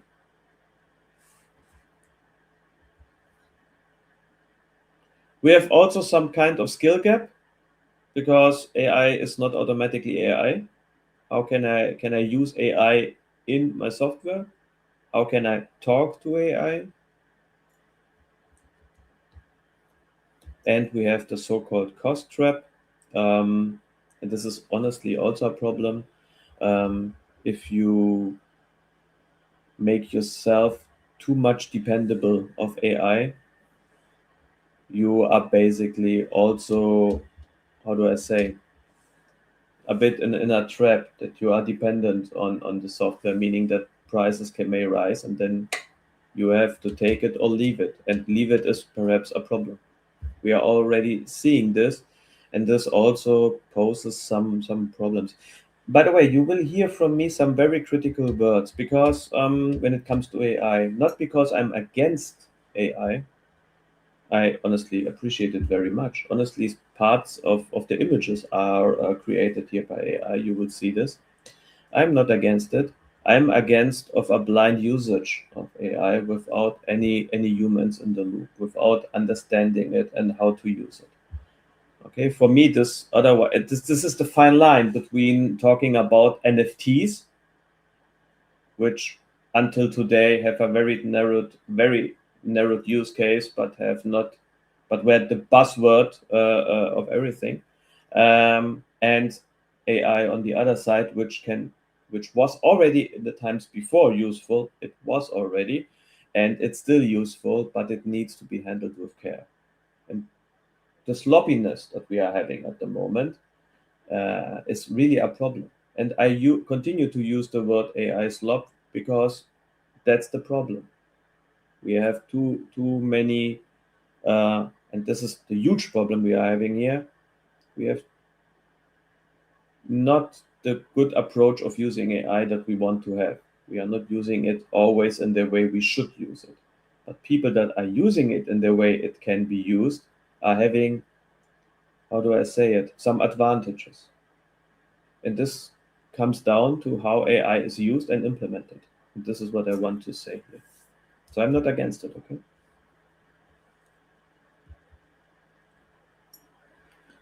Oh, it's a bit lost here on my screen. You can see it. The return on invest is missing at the moment. That's the final problem. We are basically, move this here. We are having a problem with companies that implemented AI and have found out that it won't provide the return they basically have initiated or aimed for. So at the moment, we have the following situation: either no AI, because nobody needs AI, and on the other side, the buzzword AI, nobody needs humans. Well, it should be humans, not humas, but you get the idea.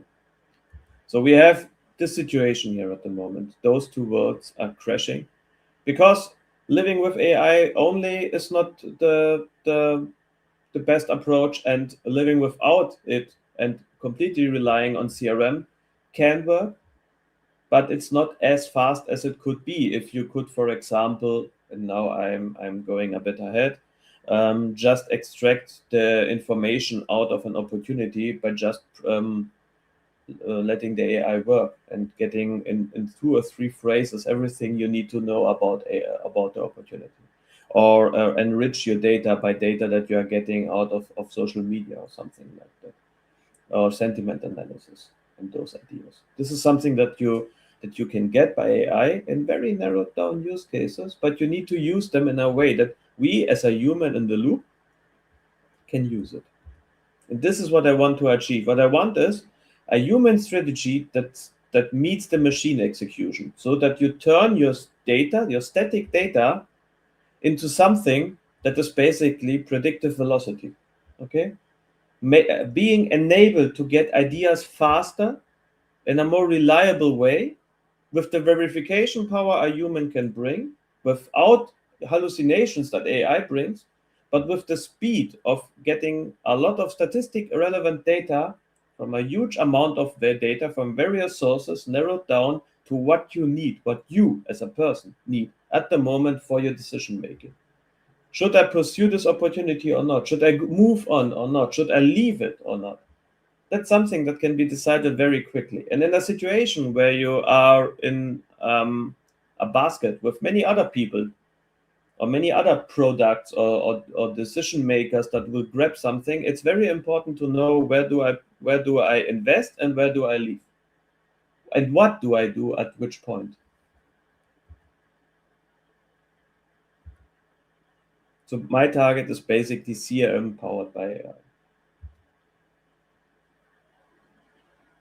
So let's talk about our assembly plan.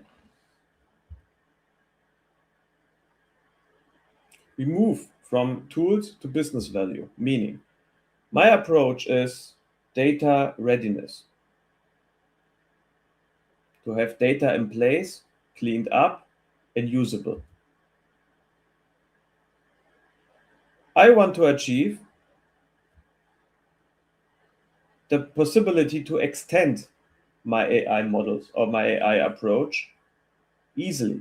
Okay, I would like to customize fields without needing to know which one, or without being too careful that I would destroy anything. It should be flexible. I would like to have architectural guardrails to know where I can move and whatnot, and they should be very clear.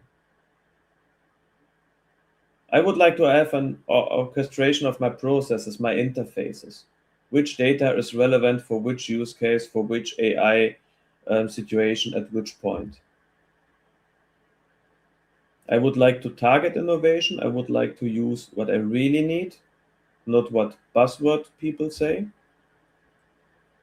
And I would like to have the integration for the right people, for the right decision makers at the right point.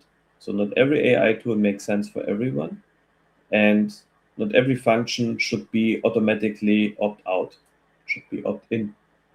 Okay? Overwhelming people with decisions, or this automatic decision making, is not good for someone that knows CRM from the start, where everything needs to be done manually. If you overwhelm them with predictive decisions, and those decisions are not good, the result will always be forget about AI. Nobody needs AI. Okay, this is not a banana that ripes into at your home. This is software that needs to be accepted. Without the human, nobody will use the software. If nobody uses the software, your return will be zero or even less.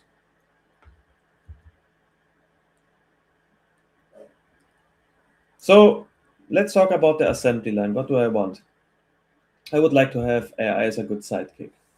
So my idea is to have the generative copilot integration that we already have in CRM, but it can do more than what you already see.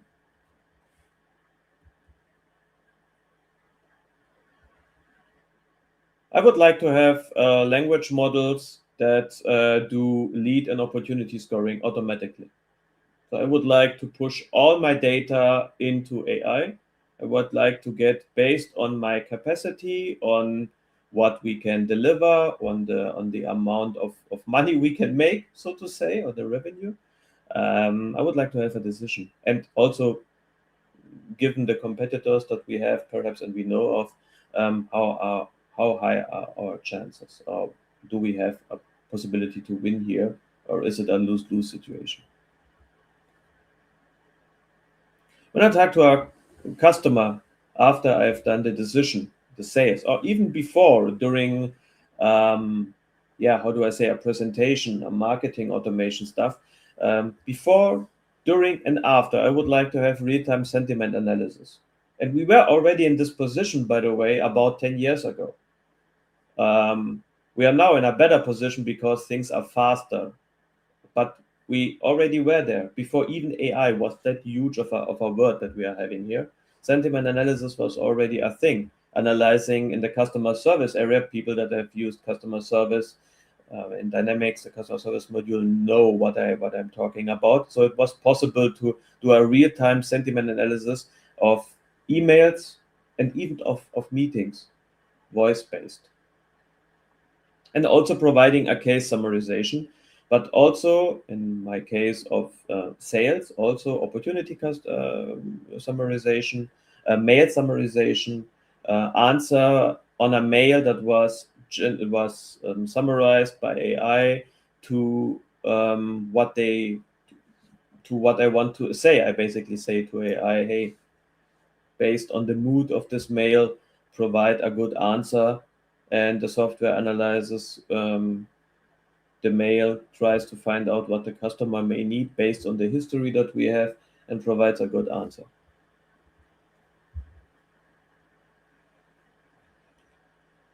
Coming to the fact that the data is on different silos and such, I would like to leverage Microsoft Fabric and connect it to Dataverse to feed AI and to have the 360-degree customer view. Okay, with the human in the loop.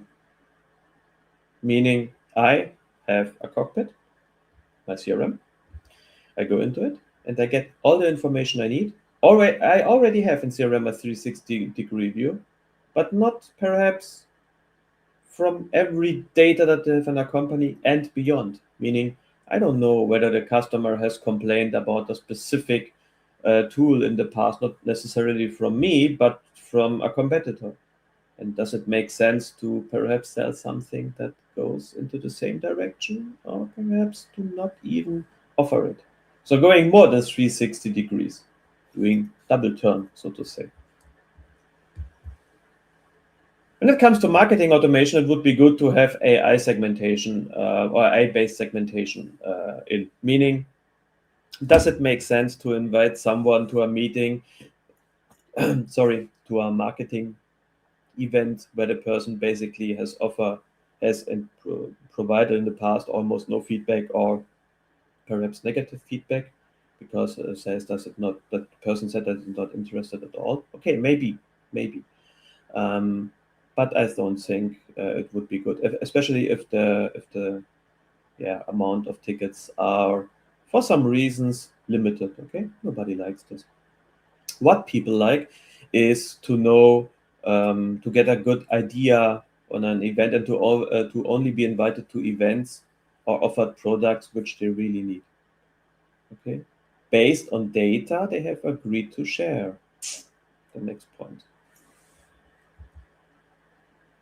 And again, coming to the fact that I want an easy-to-go AI extensibility, I would like to have everything in low-code format to allow people to go through those changes or to enable my customer to do changes on its own.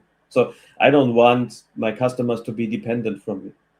Okay, I shouldn't say this normally, but I think it's my job as an enabler to make companies, how do I say it politely, be able to work with their software they have paid for.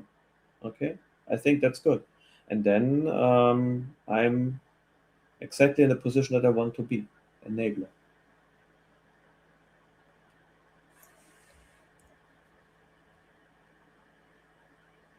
Cool. So the technical specification. So we have a long assembly line basically, but coming to the fact that you are seeing here data quality, governance, contextual orchestration, process design, custom models, and so on, we need to bring them in line so that in the end we have what we want. So let's talk about the components. One I already mentioned is the generative Copilot integration. Okay, meaning enable Copilot features in the D365 Admin Center. And that's very important. I don't know at the moment how it is. In the past, it was opt-out. Now it's opt-in. No, it was opt-in, then opt-out. It changes at the moment. But that's one approach, that you basically enable those where it makes sense to enable. Again, only after a short training. Otherwise, people get overwhelmed, especially when there is some auto-form fill-in, which is problematic. And we need to have strict data loss prevention rules enabled. This is something that you normally would always do, but it's just to be there to remind that we need to do this anyway, even with AIs. So this is part one. Enable what we already have. We can also enable sales insights, which are now asked to do some predictive scoring. And if it's not enough, we need to adapt further AI to do selective training for training and selecting the correct data for historical CRM data sets to define what is a good score for us.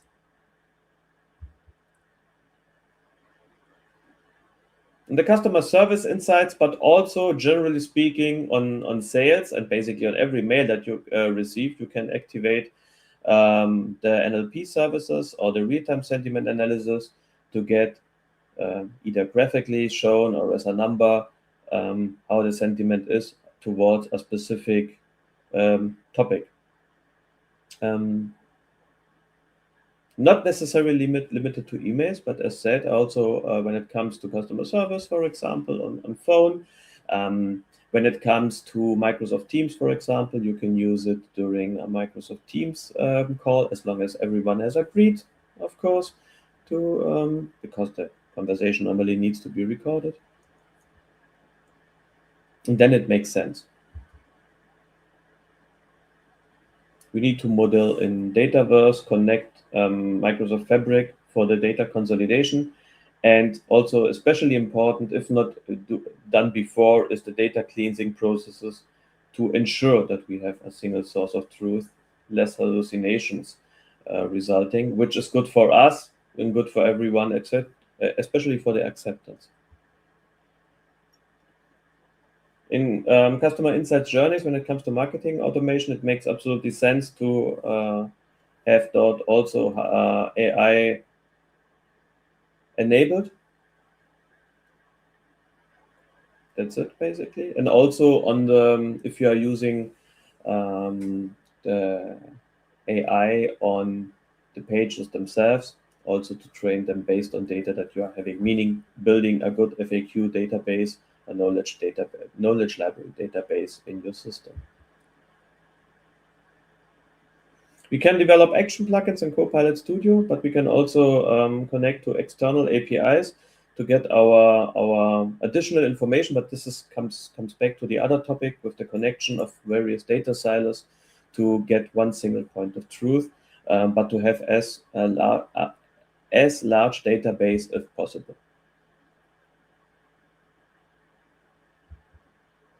Our result set that I have in mind is basically to transform, to get the records in the system in first place, to already use AI during this selection on the one side.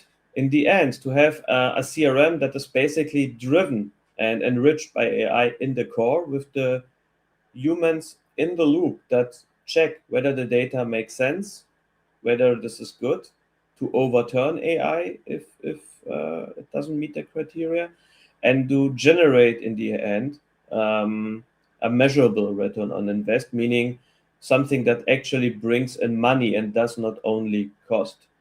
So we need, so in the core messages, we need the humans still. We need, because real people do real things, that's the point. And on the other side, we need to, how do I say, decrease the risk of false decisions, whether by humans or AI, and to have always this connection, how or this possibility, how are things connected, how do people come, or AI comes to a decision and people come to a decision based on AI or even without AI, if so, and that's it. Because AI again is good in recognizing patterns, but if there's something is new on the streets, on the left and the right side, that you perhaps do not have trained your model in, there should be always someone that can do the decision. So relying too much on AI can make you blind for the so-called black swan situation. And on the other side, you have the situation where people have seen too many, have too much routine and do not see this special situation or something in a special situation, the speciality, how to say it. This is where people and software and tech can enrich each other.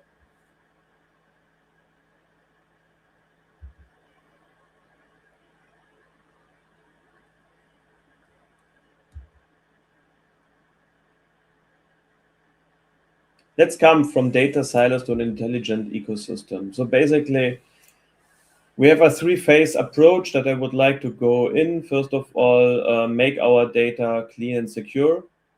do everything we need to connect the data, to lay the foundation on the left side, to make sure we have a stable base for the next part. When we have a stable database, a stable data train base, AI can enrich us only then. Then, after people got some basic training and such, and the AI has a good view on the data and is trained enough, we can enable Copilot. We can enable AI as a base, and then we can start on making people adopt the AI.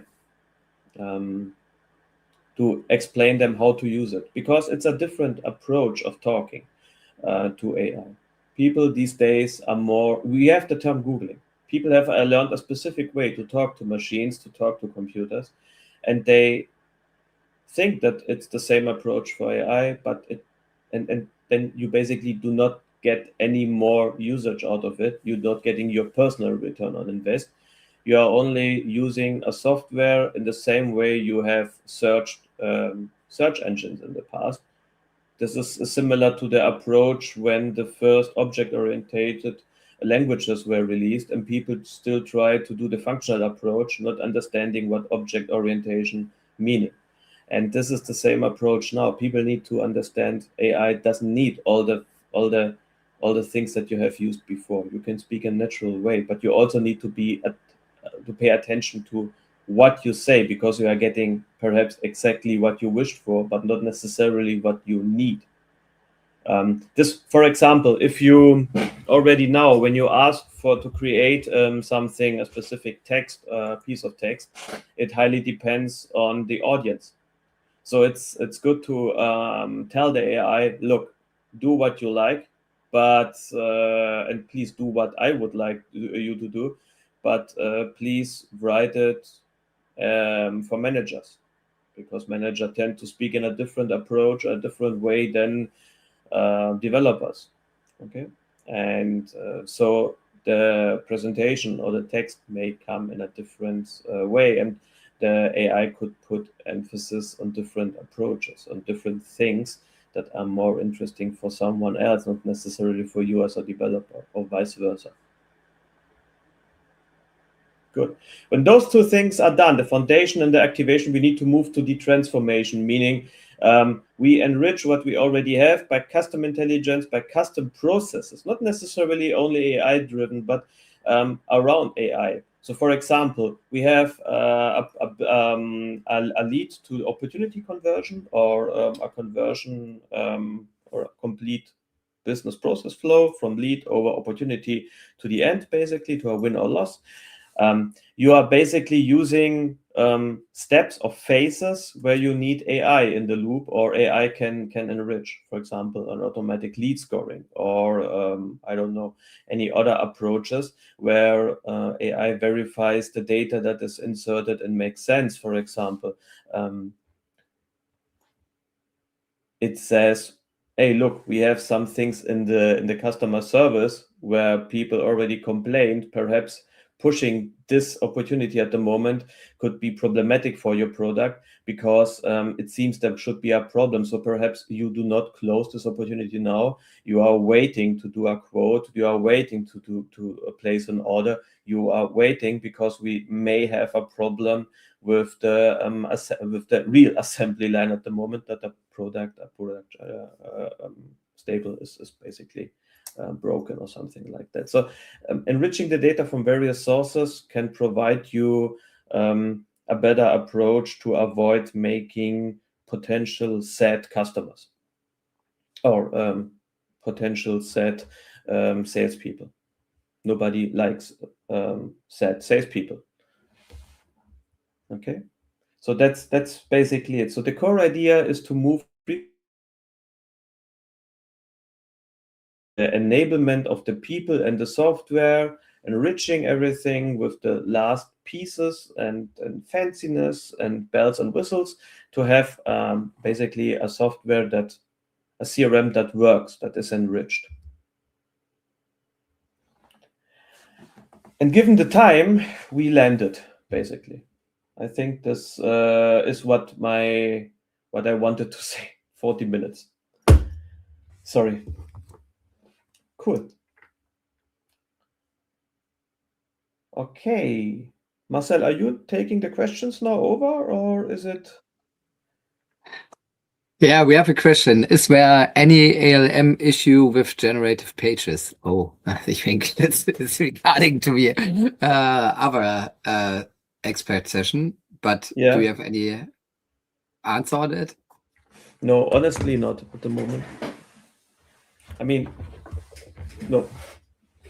Yeah, it's the main problem. It's only for the US market at the moment, and that's why we, as an European guys, has a big problem here to go into deep dive with generative pages. Mhm. Yeah, yeah. I learned a lot. My most important topic here from your session was everyone hates salespeople. I hope nobody from the sales teams is joining us today. No. Honestly, no, I don't. No. I don't want to put the emphasis on. It just was fun. It was fun. Okay. Phew. No, because honestly, salespeople are the ones that you need to convince for the software. You cannot press them and say, "Look, use the software," and that's it. Because CRM and salespeople already is something that needs to be. It's not a love marriage, how to say, and it's you need to have a tool that helps them. Okay, and if you add AI that perhaps thinks, hey, you could use Mr. Instead of Mrs. in the form, just because AI has the idea of a prediction, you are basically not working with them, but against salespeople, thus ending in a situation of accepting the software, but more of pushing it back, which you don't want. You want the salespeople on your side, not against you. So I have especially a question to CRM, because I'm not an expert on this, and you are the expert. And I know Dynamics licenses are very expensive, and the AI part comes on top. So my question is, regarding to monitoring a return on investment, how can I get back the money what I invest? It's not only regarding to AI, but I think this is an important topic if we talk about your CRM. Yeah. So basically, Microsoft had already started to implement AI basically as part of your subscription model already. When it comes to the holistic view and adding more connections to other topics, you need to pay additional money, of course. But if you just want to get some basic AI support, you are getting this out of the box for your subscription. I don't know how the situation is at the moment, but I think that also when it comes to the Outlook add-in, for a short example, you are getting the possibility to already out of the box, and this is a thing of the past, that you can connect your Outlook mailbox or your Exchange mailbox with your with your CRM. Meaning that when you track your mails and you open a specific opportunity, you're already getting the email in this opportunity, so you can see the activities that happened around this, not necessarily only yours, but the one of other people. But what the AI already has there is that it extends this view by a summarization based on the data in the opportunity and based on the data of your mail. And this is a two-way situation where you can basically also leverage the add-on to generate a response based on your connection out of the CRM. And you can say, and based on the availability, you can basically say, yeah, please answer here, or generate a text where the next free employee can answer, or the person in charge of this opportunity will answer soon. And then based on the availability and such, you are getting an automatic answer generated in different languages. This is something that comes already out of the box, which is already very potent. When you then want to get additional topics like linked integration and such, this costs additional money. since Microsoft tends to change the licenses every 48 hours, I don't know how the situation is at the moment, but you're already getting a lot out of the box. Let me say it this way. But regarding to return on invest, so is there something and tool where you can see how you can save money? So I never see it, actually, because it's really interesting. No, there are many ideas around it, honestly, what you can do, because but it depends from customer to customer. So there are customers that are basically looking at they have a track in the CRM. What do their people actually, when it comes to topics, what do their people invest in a specific support time, and what do they cost per hour, to basically get an idea how they can perhaps be faster. So and then generate, how do I say, a chart basically on your on what you are getting. So this is where you leverage Power BI.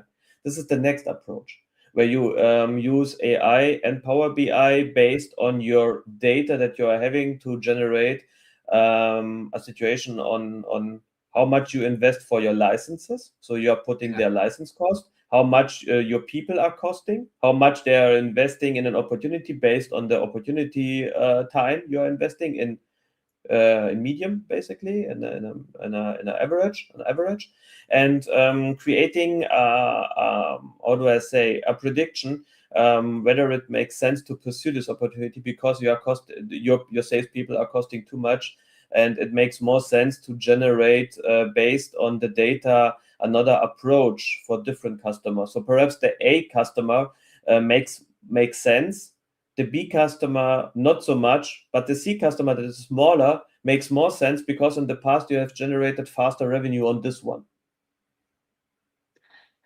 This sounds really, really interesting. I think you will get a lot of calls in this week, and some companies want to buy this tool with you, or want to have this tool as soon as possible. Really, really But cool perhaps idea. if they not click on the second URL, because there is a typo in there as well. So this is where you can see that this is actually from me and a human, because I made a typo in my surname in the second URL. Sorry, this is Di Donato. This it was a long night, do not ask. So yeah. Okay, so I think this was really amazing. And I like the color of your slides.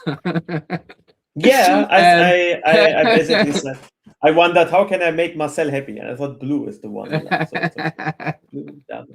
So our next session will be David Wyatt with from prototype to enterprise, professionalizing your Power Automate solution. For you, Fortu, I thank you.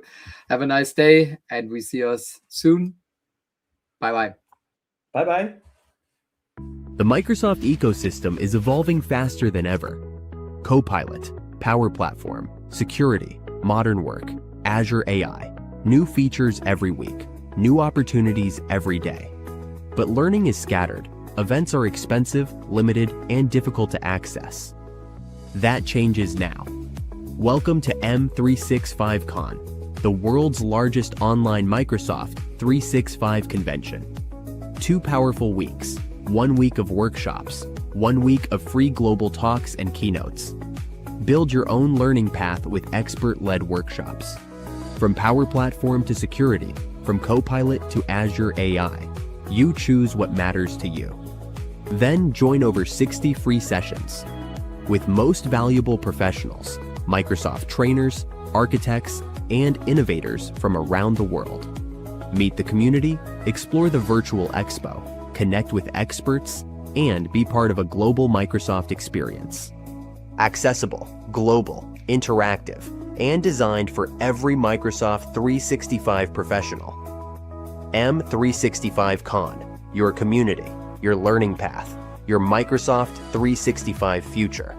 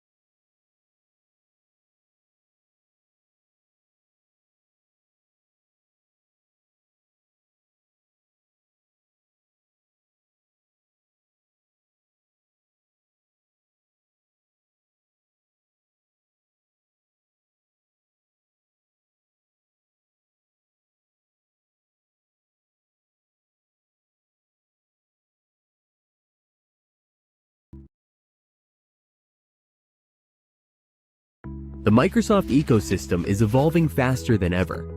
Copilot, Power Platform, security, modern work, Azure AI, new features every week, new opportunities every day.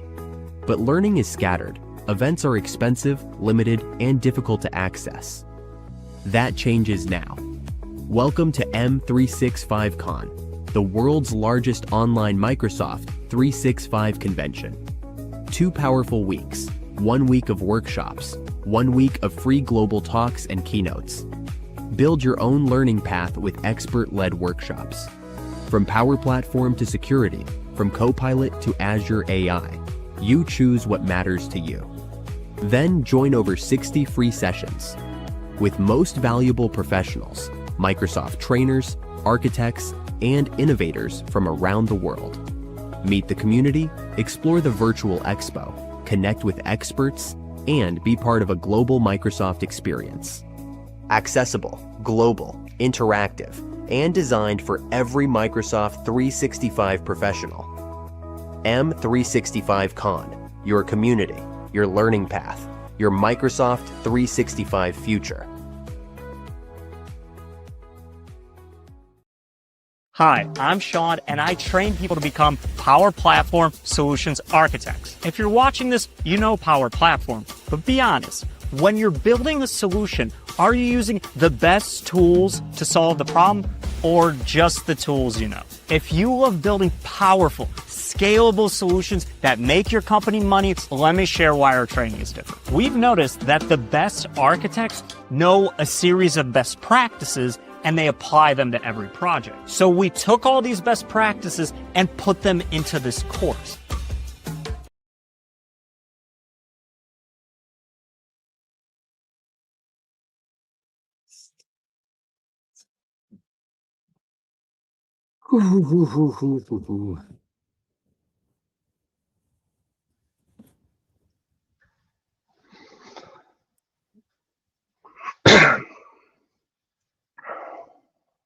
Das habe ich aber gehört.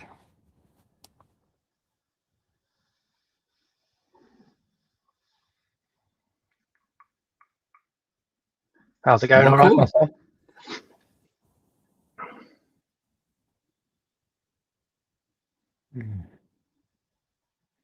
Can you hear me okay, Marcel? Hi, David. I didn't see this with you here on stage. So, yeah, I think I make a short introduction, and after that I went out, and at the end I come back, and So if there are any questions, I will make some questions here, and so from the timetable we take a look at for 45 minutes. It takes a little bit longer, makes no problems here. Cool. Nice one. So everything fine on your side? Yes, I'm ready to go. Hopefully, I'm not talking much AI, so hopefully everybody's interested. Yeah, so it's winter and we have not so many people with illness, which is really good. Because not any people are coming from United States like here. Yeah, the holiday, aren't they? Yeah, I know. Here, Isabel is living in Austin. I think we need to have 24 degrees now, I think. Yeah, it's not okay, it's a bit cold. I think we are live. So hello and a warm welcome to M365 Con. My name is Marcel Bosch. I am the co-founder of the M365 Con and from the Power Bros. And today in our expert session is here David Wyatt. He wants to talk about from prototype to enterprise, professionalizing your Power Automate solutions. I really love this topic because Power Automate is such a great thing, I think. Okay, you can start. Hello, David. Warm welcome. Thank you for having me today. I will just share my presentation. After watching all the great speakers today, I realized I probably should have got AI to help with my deck because it's not quite as good as what everybody else wants to do. Let's have a look. Let's share. Hopefully everybody can see that. Yes. So today I want to talk about from prototype to enterprise, professionalizing your Power Automate flows. Bit of a mouthful, but what does it mean?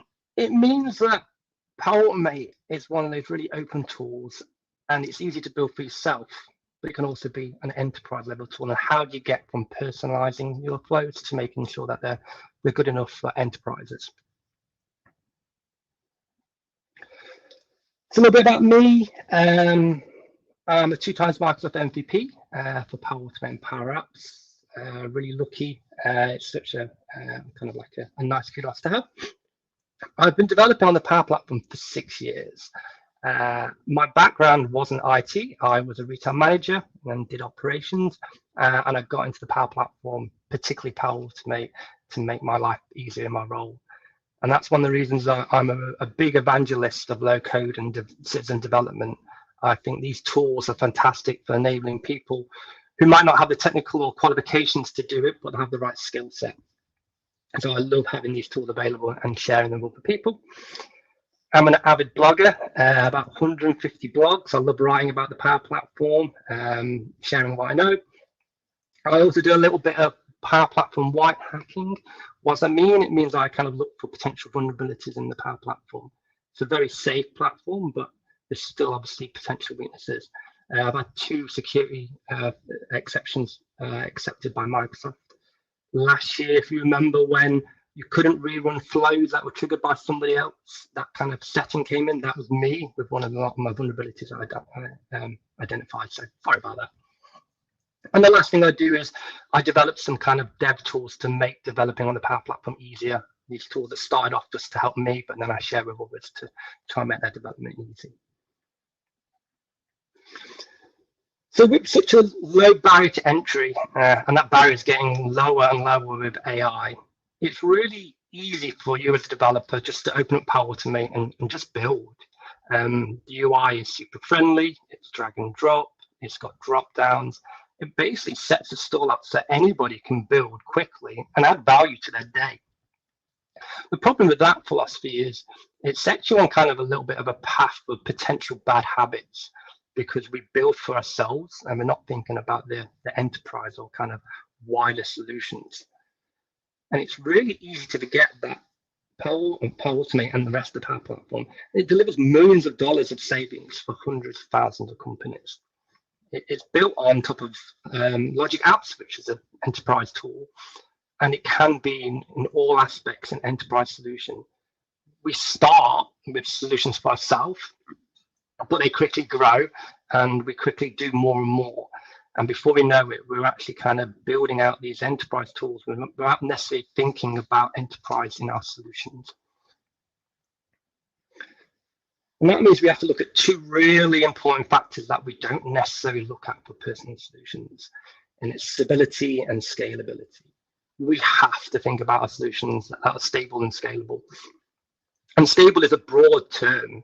It might mean that our flow runs consistently, but it also means that our flow can be maintained by somebody else. It might mean that the flow doesn't impact other systems, and it might mean that it's in a way that it can be moved or changed. And scalable is also similar in that aspect. It's quite a broad term. Can it grow? Can it improve over time? Will it adapt? Will it allow more developers to build new functionality on top of that? And these are things that aren't necessarily at the forefront of our mind when we're building our first solution. We're looking at that piece of value, but they need to be in our mind if we want to move this from a personal solution to an enterprise solution. And that's the 2 things I want to talk to you about today, is how we do that. And there's two principles I work on, which is design, then build, and then we build to scale. And that's kind of the key philosophy that we separate. We shouldn't just build. We need to design first, and then we build. And when we're building, we're not just building for this particular solution for us. We're building it in a mind that it can scale and grow. And that can add over kind of like weight to our development time, but it's an investment that drives and makes the solution more enterprise ready. So how do we design to build? I generally run with 2 design stages and 2 build stages. It can sound overly convolute, especially with how quickly you can develop. But each of these stages can add a lot of value, and they're not necessarily high amount of times. They can be small proportional bits of information that we do in the right order to add value. And they are the simple design document, which is a very small piece of work that adds a lot of value, our technical design document. And then when we go into a build, we start what we call a scaffolding flow, and then we move to our complete flow. So we can take each of these stages throughout the process before we actually generate our end solution. So simple design document, it's kind of in the name. It's a simple document that helps us design, often called an SDD. And it's our high-level design plan. It's not about being detailed. It's really about understanding the broader set of the process. It sets technical scopes, so it sets understandings, and informs the developer of kind of the remit and the size of the project. It's a good planning kind of stage that prepares a lot of the work you need to do. And that's because when we move into enterprises, we suddenly lose a lot of control. When we're doing personal solutions, they're generally our connections, our access to SharePoint, our mailbox. It's all within our control. But when you start moving to enterprise, and you need to kind of start having distances, and we use things like service accounts for access, and we might need additional licenses. And these are often outside our control. So we have a thing what we call an enabler. And that's me going out and basically making sure that I'm ready to build and design. And that can be preparing, requesting access, that can be getting those licenses set up. It's all the stuff that you want to do ahead of time to make sure it doesn't basically bottleneck you at the point of development. And the simple design document is the perfect document to kind of plan out those enablers and start implementing them early on. The other good use for the simple design document is your security requirements. It's kind of a high-level conversation starter with your security. We all know the Power Platform is a really safe environment because low-code technology has that benefit. But as I shown before, there's always potential vulnerabilities, and getting your security involved has a lot of value. And your simple design document kind of gives them an area and remit to kind of overview, because often it's when you step outside the Power Platform that the security kind of risks increase. Whenever data moves and wherever you pass data between systems, that's a weakness and a potential threat point, and the SDD should demonstrate that. The other aspect is non-functional requirements. Again, very boring stuff that we don't really want to talk about, but they're key to our design. Our requirements tell you what you need to build, why, and the non-functional requirements are often the kind of those pillars underneath. And it may be things like making sure the performance is there or the pressure it applies on the network is controlled. It's the ones that can have indirect impact on your system. And the last one is that kind of code dev understanding of the process. Again, as a developer, if somebody's working on a process and I want to know what they're doing, this document gives me a real quick, fast insight into kind of the scope and how big and how complex it is. It is a really simple document, and it's a simple design. I mean, this example here just shows me that everything's within the tenant. There's no external systems. It's leveraging a couple of connections. It's relatively simple. So really nice, simple diagram lets me understand the scope of the problem. It doesn't take hours. It literally takes minutes more than anything else. A bonus thing I normally add to my SDD is what I call the simple design goal. And this is just a simple sentence or paragraph that kind of explains the goal and the piece of value of the process.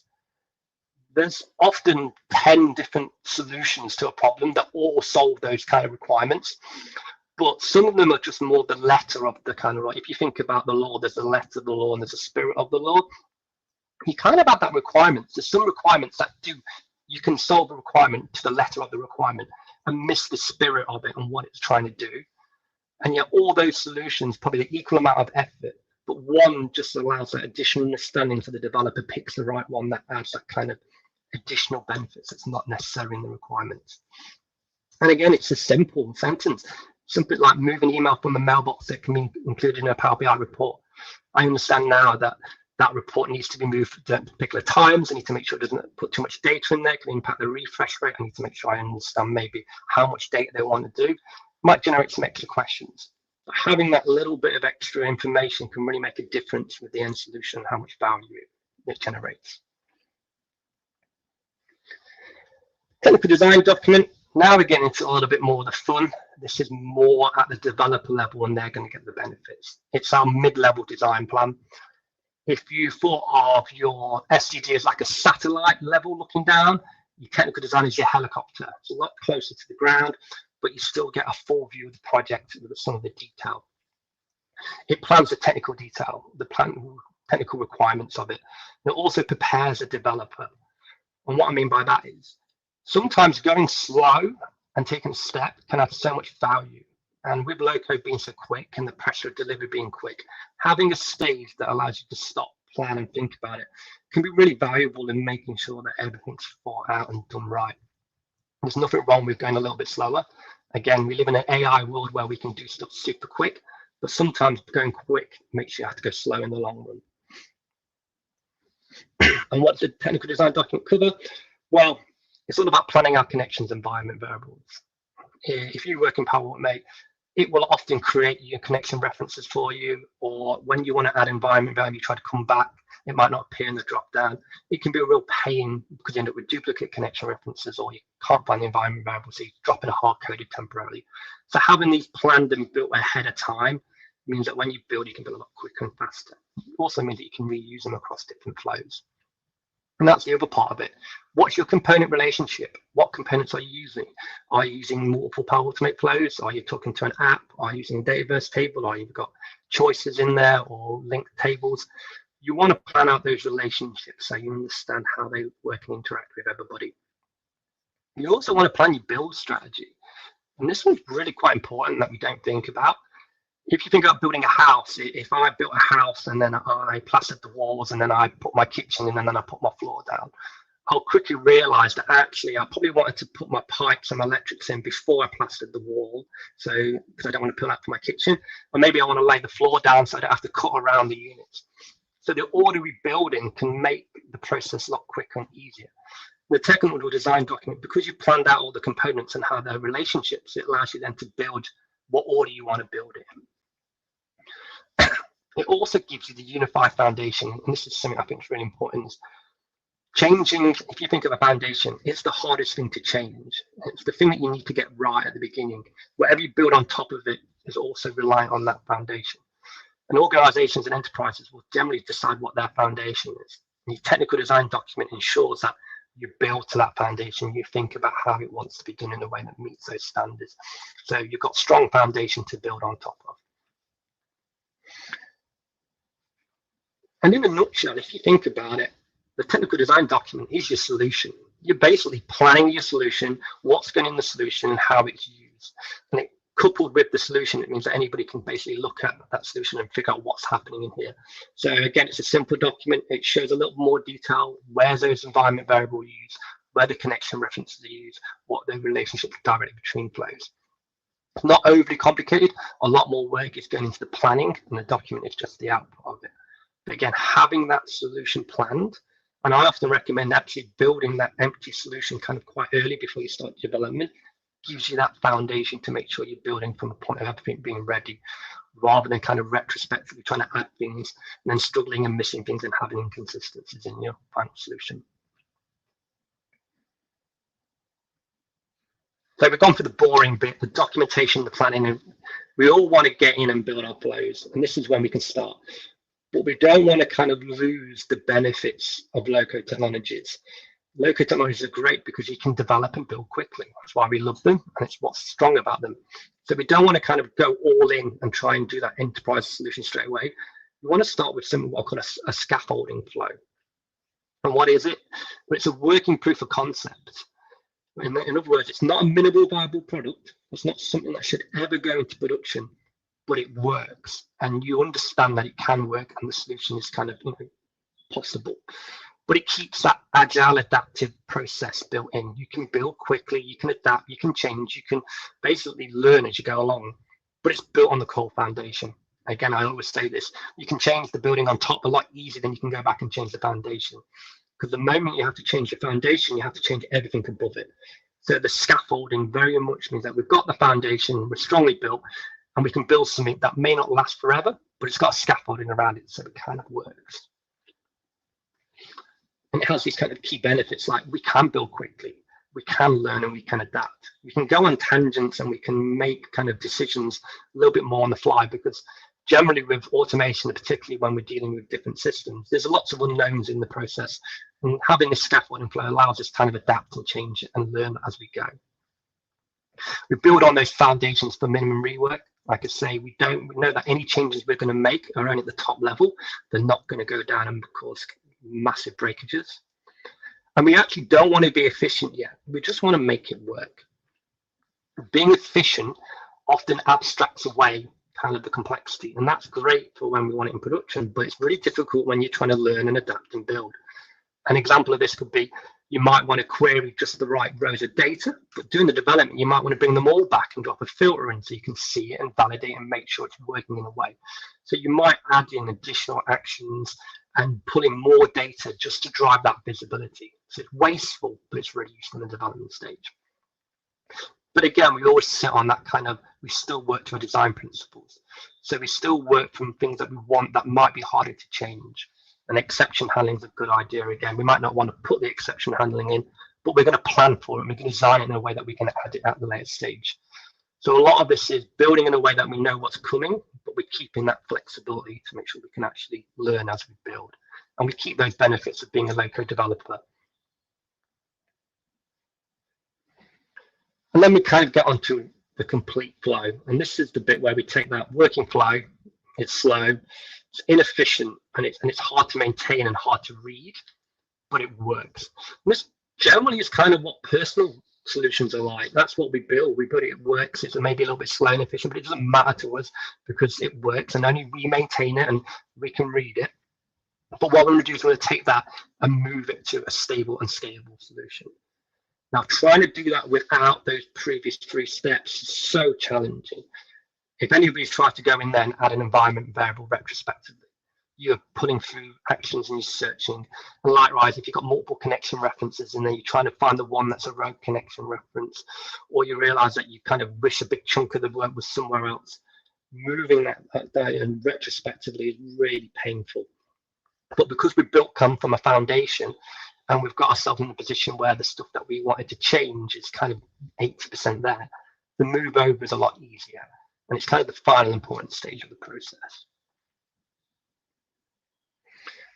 It covers kind of the simple things like naming convention.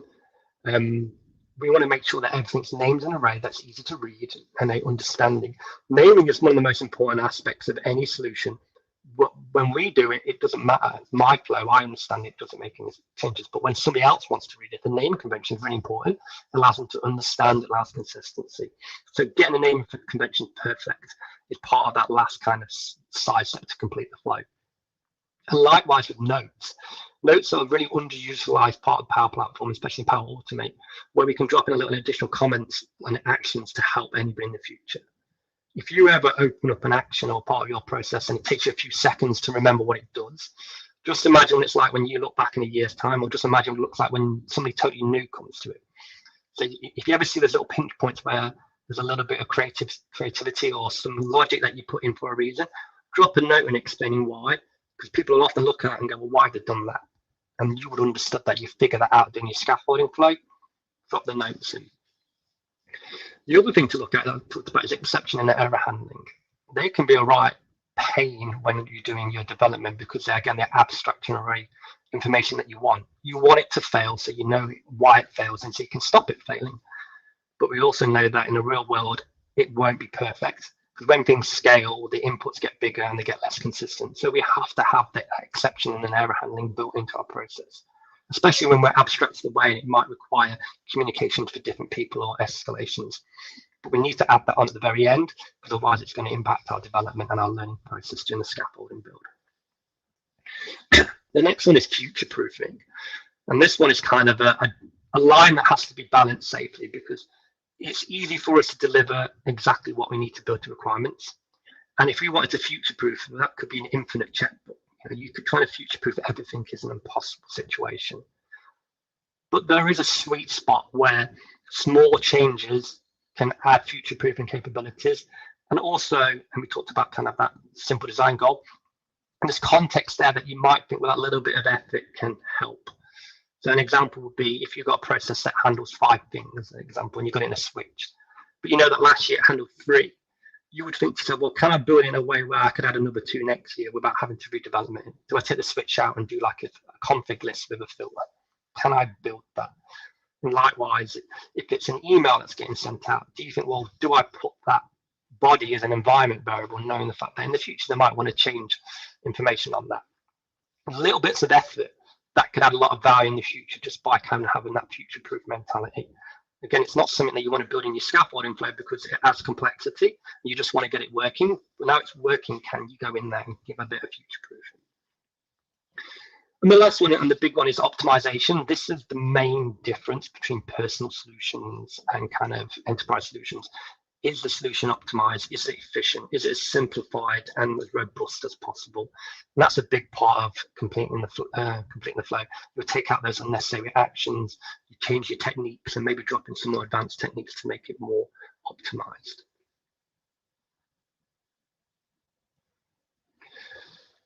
So we've gone through the kind of pre-stages. So now we understand, like, we plan it, we build it in a certain way, but it's one thing to say we need to plan it in an efficient way or a kind of optimized way, but how do we do it? And there's certain techniques and methodology that I recommend to do this. And the key one is one I call the direct methodology. And this allows us to kind of focus on making sure that all our flows and solutions are built in the right way. And for Power Automate, they have two kind of key golden rules. We want to use less actions and have less paths. Those two key kind of targets, if we action them, it will drive our flows to the next level of kind of enterprise level. And there's the 6 kind of golden rules that I kind of look at that what we want to do. We only want to end one path. We always want to terminate and end our flow as early as possible. We want to break up large flows into child flows. We want expressions before actions. We want to limit variables and composers. And then the last one is we want to avoid high nesting levels. So what does all that mean? Well, I'll deep dive into a little bit more for you. When we generally make Power Automate flows, there's normally 3 kind of patterns that people fall into. There's obviously more, but you will generally see these 3 patterns. We have what I call a Christmas tree. And this is a process that grows horizontally. It ends in multiple different places, and it has high levels of nesting. So nesting is actions within actions. So this will have lots of conditions and loops and scopes and switches. Basically, you were creating this kind of a web of solutions. Then we have what we call a diamond. That's kind of a little bit like a Christmas tree started, but then we kind of simplified it and pulled it back in. So it does have horizontal growth, but it always ends in one position, one path. And the level of nesting is kept to minimum. This is generally done by moving actions out of containers to before and after, and being a little bit clever and simplifying the process. The diamond is the most common that you will see, and it kind of covers all possibilities. And then the last one is the one that we really want to look at, which is the direct path. And this is where we manage to take all that complexity out and make our flow into one path with one endpoint and very little, if only one level of nesting. So an example, this is an example of a Christmas tree. It's a relatively simple one. So just layer on the complexity, think about it. You can see that there's lots of nesting, and you can see how wide it's got. And you can see that in the theory there's 8 different endpoints of this, this flow. In this example, it's a bit of a silly example, but the idea here is I've gone to a restaurant. And the first question I'm going to ask is, do you want a starter? Yes or no? If I want a starter, then I'm going to give you the starter menu. And then I ask you, do you want a main? If you want a main, I give you the main. And if you want dessert, do you want a dessert? Yes, I give you dessert. But you can see there that all the different paths, there's lots of different kind of configurations there. I could either have a starter without a main but with dessert, or no starter with a main and a dessert. There's lots of different kind of computations there. And that's why the branching logic looks complicated. And this is 3 questions. It can become wide and complicated and lots of actions. The next one is the diamond. As you can see, we've got actions at the top, we've got actions at the bottom, and then we've got a little bit of kind of complexity in the middle where we've kind of branched out and grown over the conditions. We're smart with this. Anything that doesn't need to be in that loop or in that condition, we move before and after, and we keep it relatively simple. Again, this is quite common when you get into a good level of flow development. And then the final one is this kind of holy grail, the golden one, and this is the direct path. And this is when we take away all that complexity and we end up with just one path. And this example here is the exact same example as the one before. But instead of us branching out, we basically fall back. We ask a question and then we continue. So you can see here, the first question we ask is, do you want anything?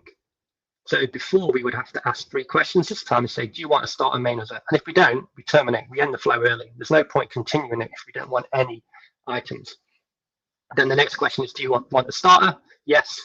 But in the no, we don't do anything. In the no, we just basically treat that as a null path. And then we go on to the next question, do you want a main? And then we go on to the next question, is it? So we've basically created a really simple single path. And if you compare them together, you can see the level of complexity is massive. You know, the one on the right, you can see that we kind of cascade through different decisions. If I didn't want anything, I'd have to go through 3 conditions before it went to no, whereas the first one, it would end instantly with no other noise. And it's so much easier to read. If I was looking in the logs, I could literally flick through and see things. Well, the other one, I'll be opening up different containers and trying to scroll around the screen to find out what's going on. You also get the key parts of reusability. The problem with branching is that you end up in a situation where you can't reuse actions. So on the left-hand one, we've got 1 call for dessert, 1 call for main, and 1 call for starter. Whereas on the Christmas tree, we've got 1 for starter, but we've got 2 for main and 4 for dessert. So we're having to duplicate that action 4 times just the way we've done it. Now, again, you know, this is a kind of a simple example, but if that was 5 or 6 actions, or the slight variance in conditions, it becomes a lot harder to maintain. It's quite possible that one of them will have a slight variance or a missed update, and then you end up with kind of a lot of pain. And so the more that we can move from this kind of branching out and nested approach and get into kind of a single path, makes your life so much easier to maintain and develop.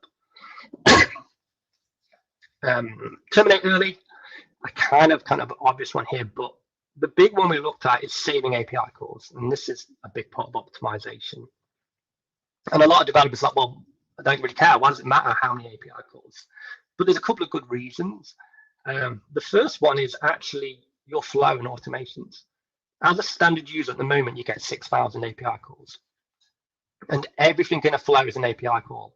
Every variable set, every condition, every item in a loop is a variable. And you can think, well, you know, I don't do that many. But all it takes is 1 loop for you to burn through a lot. If you had an item where you pulled 1,000 items and you wanted to write it into Excel and you were using the add to row, in theory, you can only do 6 things to that item before you did it. So your flow would only, inside that loop, could only have 6 items, because 6 times 1,000 takes you to the limit. Then you stack on the fact that you might have a couple of flows running, and maybe one flow runs a lot one day and it breaks the other, and you're like, well, why did that break? And you're trying to identify a pattern and understanding, because it's an inconsistent. It makes life really harder. So we really want to keep those API calls to a minimum. The other one is the environment. You know, we all want to save energy. We all want to look at kind of lowering our carbon footprint, and every API call is using electricity and energy. So we want to be efficient. We want to make sure that we're not being wasteful. And the other aspect of that is simplified logs. The more information you push into the system, the more data you have to kind of look through, the harder it is. And if any of you looked at a run history where there's lots of columns in there, or application insights when there's lots of additional information, pulling out as much as you can and making the process end early makes it so much easier to read. And how do we do it? Trigger conditions are gold. There's something that we should be using all the time. To see a flow run and then it be like a condition to stop is a no-no. We really want to make sure that if it doesn't need to run, we don't. It stops your run logs being polluted with hundreds of runs, and you're trying to find the one that works. And again, it saves API calls. And the other one is to use what I call an escape condition. An escape condition is a cool little functionality. It's basically what we call a guard condition in Pro code, and it's a one-sided condition that ends the process rather than continues. One-sided conditions are really powerful. It's something you should use, and it's very much using the direct methodology, trying to make sure that you keep everything in one path. But we can also use it to end the process earlier. So in the example here, you can see we've got a condition and all our logic's in the yes and nothing in no. And maybe there's like another condition below and another condition below. What we really want to do is take that logic out at the very beginning or at any point in the process, and we drop in a terminate. That condition could be like, you know, have I met the minimum threshold, just end. Don't just continue down a path that leads to null. You just want to get out and end the process as early as possible. Again, it takes our API calls, makes our logs easier to read.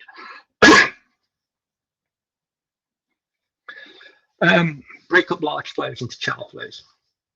Everybody knows about child flows, but it's often hard to implement, and it can be implemented quite badly and make processes hard. But there is real good reasons to use it. A big one is reusability. Power Automate is linear. You go down, you don't ever go back up. So having blocks of code that maybe you want to run at the top or the bottom, you basically have to duplicate that. Whereas if you can pull out a child flow, you can have that same piece of code in one place. And again, like on the Christmas tree, I don't want to be updating it in two places because it's quite possible I'll update one a little bit wrong or miss it. It becomes hard to maintain. It also means I can scale it and use it in other flows or other times. So pulling out a flow gives you that massive usability benefit. The other one is creating unit testing opportunities. Testing is awful. We all hate testing, but Power Automate is particularly not fun to test. We've got the kind of test action on actions, but a lot of time we have to reset things outside the platform, and dealing with loops is horrible because it has to go through all iterations, even if it fails after the first one. And if we end it early, we lose that. So having child flows means that we can break down and test just that specific part of the process that we want. We can control the inputs, we control the outputs, and we can test it really easy. And you think about that loop situation. If you took the data out and put it in a flow, when it's looping over, you can go and look at that child flow's run logs and identify and end the process early. So having that clear break is really nice for testing. And it kind of links into what I call ring fencing updates. If I change something in a big flow, it is quite possible that there might be an unexpected change further down that I've not planned because they kind of interact in that web of solutions where you pull one string and it pulls a string that you don't see. But if you have child flows, you basically ring fence and airlock those two separate solutions. So no change in one can impact another. And it means that when you go to testing, again, it's so much easier because you know that that change will not impact another flow. And that's the exact reason why it's a lot easier to debug as well. Because instead of me looking for an entire process and looking for 1,000 loops, I can target that one particular action or that small set of actions, identify the problem. It's really beneficial to have that strategy. But again, it's something that needs to be a bit of a skill. We can't just put everything into child flows because then it becomes harder to build and maintain. It's a sweet spot. And what you want to be looking for is anything that looks like a function in your flow. 4 or 5 actions together, do a particular thing and output. Kind of, you think, well, that's a piece of value in its own. Sometimes you put it in a scope, but what you might want to do is put it in a child flow. And likewise, if you see blocks of code reused in different branches or different parts of the flow, that's a straightaway call that should be a child flow because you don't want to be maintaining different parts of code that do the same thing because you'll always end up with slight variances at one point. That's a nightmare to debug. Expressions before actions. People get into Power Automate because they love UI. They don't want to be a coder. They want to just use the mouse and click and drag. And that means sometimes they don't leverage the power of the expressions. Expressions are really useful, and they're more like Excel. And I say to you, you won't want to use Excel without a good formula. So leveraging expressions is really important. And what you find is they can take away so much complexity and so much of your process to make it simple. Again, it saves API calls. If you're calling an action to do something, you can do it in an expression. It means that you don't have to send that information to another API. It speeds up your flows and it makes your flows more consistent. Because you're calling an API, you basically are at the whim of the network at the time. I've seen a variable set take a millisecond. I've also seen a variable set take 2 seconds, just because at that particular time, the network was busy and it was routed to another server far away. So those API calls can drive inconsistency and make your process slower, where expression runs at the same speed consistently. And again, it simplifies your logs, taking actions out, making the process, all the information smaller and easier to work through. And how do you get there? Well, the big one, and it's the most common one I see, is use that if expression instead of a condition. Conditions are so all over your flow, but you need to look at them and go, well, can I get away with it? If I'm setting a chunk of action, then yeah, absolutely use a condition. But if I'm setting a value, then why am I doing that? A good example you might see, I've seen before, where the condition is, if this, send the email to David with this subject. And if it's this, send it to Laura with the different subject.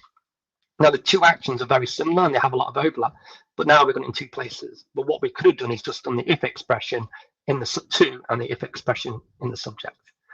Again, we kind of simplify the process. We keep it narrow and we're saving API calls. And we only have one thing to update. Use filter queries instead of filters. And this is a big one again. And this often falls back to development, where I talked about where people want to see all the data. So they'll bring all the items in. And nearly every get items action will have a query. But what people do is they'll bring all the items in and then run a filter and then they'll loop over the filters. But actually, we should be just doing it in the get items. So if you ever see a get items in a filter straight after, 9 times out of 10, you don't need that. And the last one is we want to be using what we call string manipulation. And this is a really cool functionality that not many people use. And it works around the fact that Power Platform and Power Automate in particular runs on JSON. JSON is text. So what we're doing is we're taking these items and we treat them like items. But what we could do is treat them like text. So in this example, I've got an array with the names, and I want to swap out everything from David to Dave. Okay, silly example, I know, but if this was a little more complex, you generally would loop over each item, or you do some filtering and you append to an array and you do things like that. But what we could do is just turn it into a string, use the replace function to swap David for Dave, and then turn it back into a JSON. And again, this is a really kind of simplified, but if you take that understanding that we don't need to treat an array like an array, we can treat it like text, and it allows us to do some quite cool things. And just a little bit more of an example in a minute. Limit variables and composers. Anybody who works with me knows that these are one of my big bugbearers. Everything in the Power Automate is global. It's one of the best things about it, but it's something that people don't identify. And that's because a lot of other systems, you have to store your data. Any data that comes in, you store it somewhere. And that's the same for like Procode, you know, put in data, you put in a variable.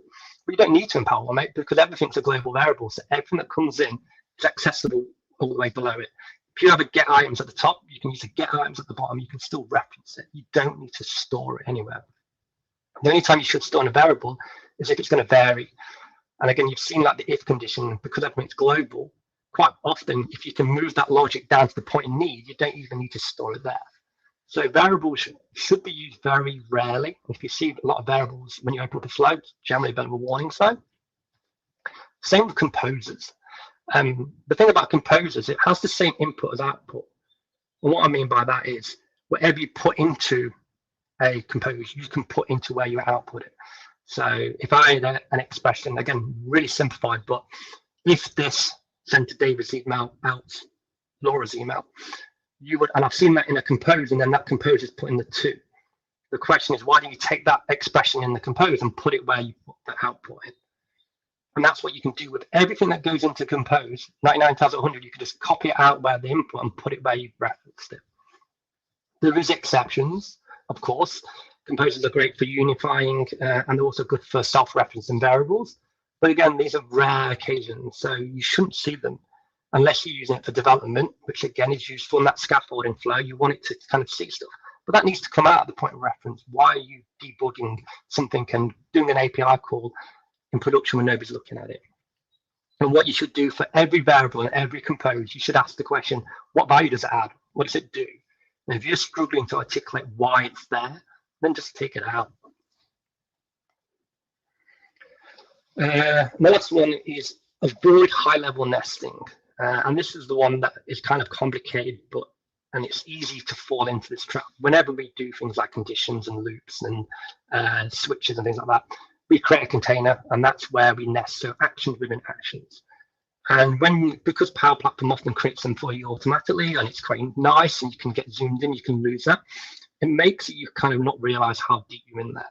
But just like looking for files in folders, it's really hard to use when you're looking at it externally, when you're trying to debug it. It can clog up the UI as well, especially the classic UI could get really kind of slow and clunky. On top of that, each of those containers are actually API calls.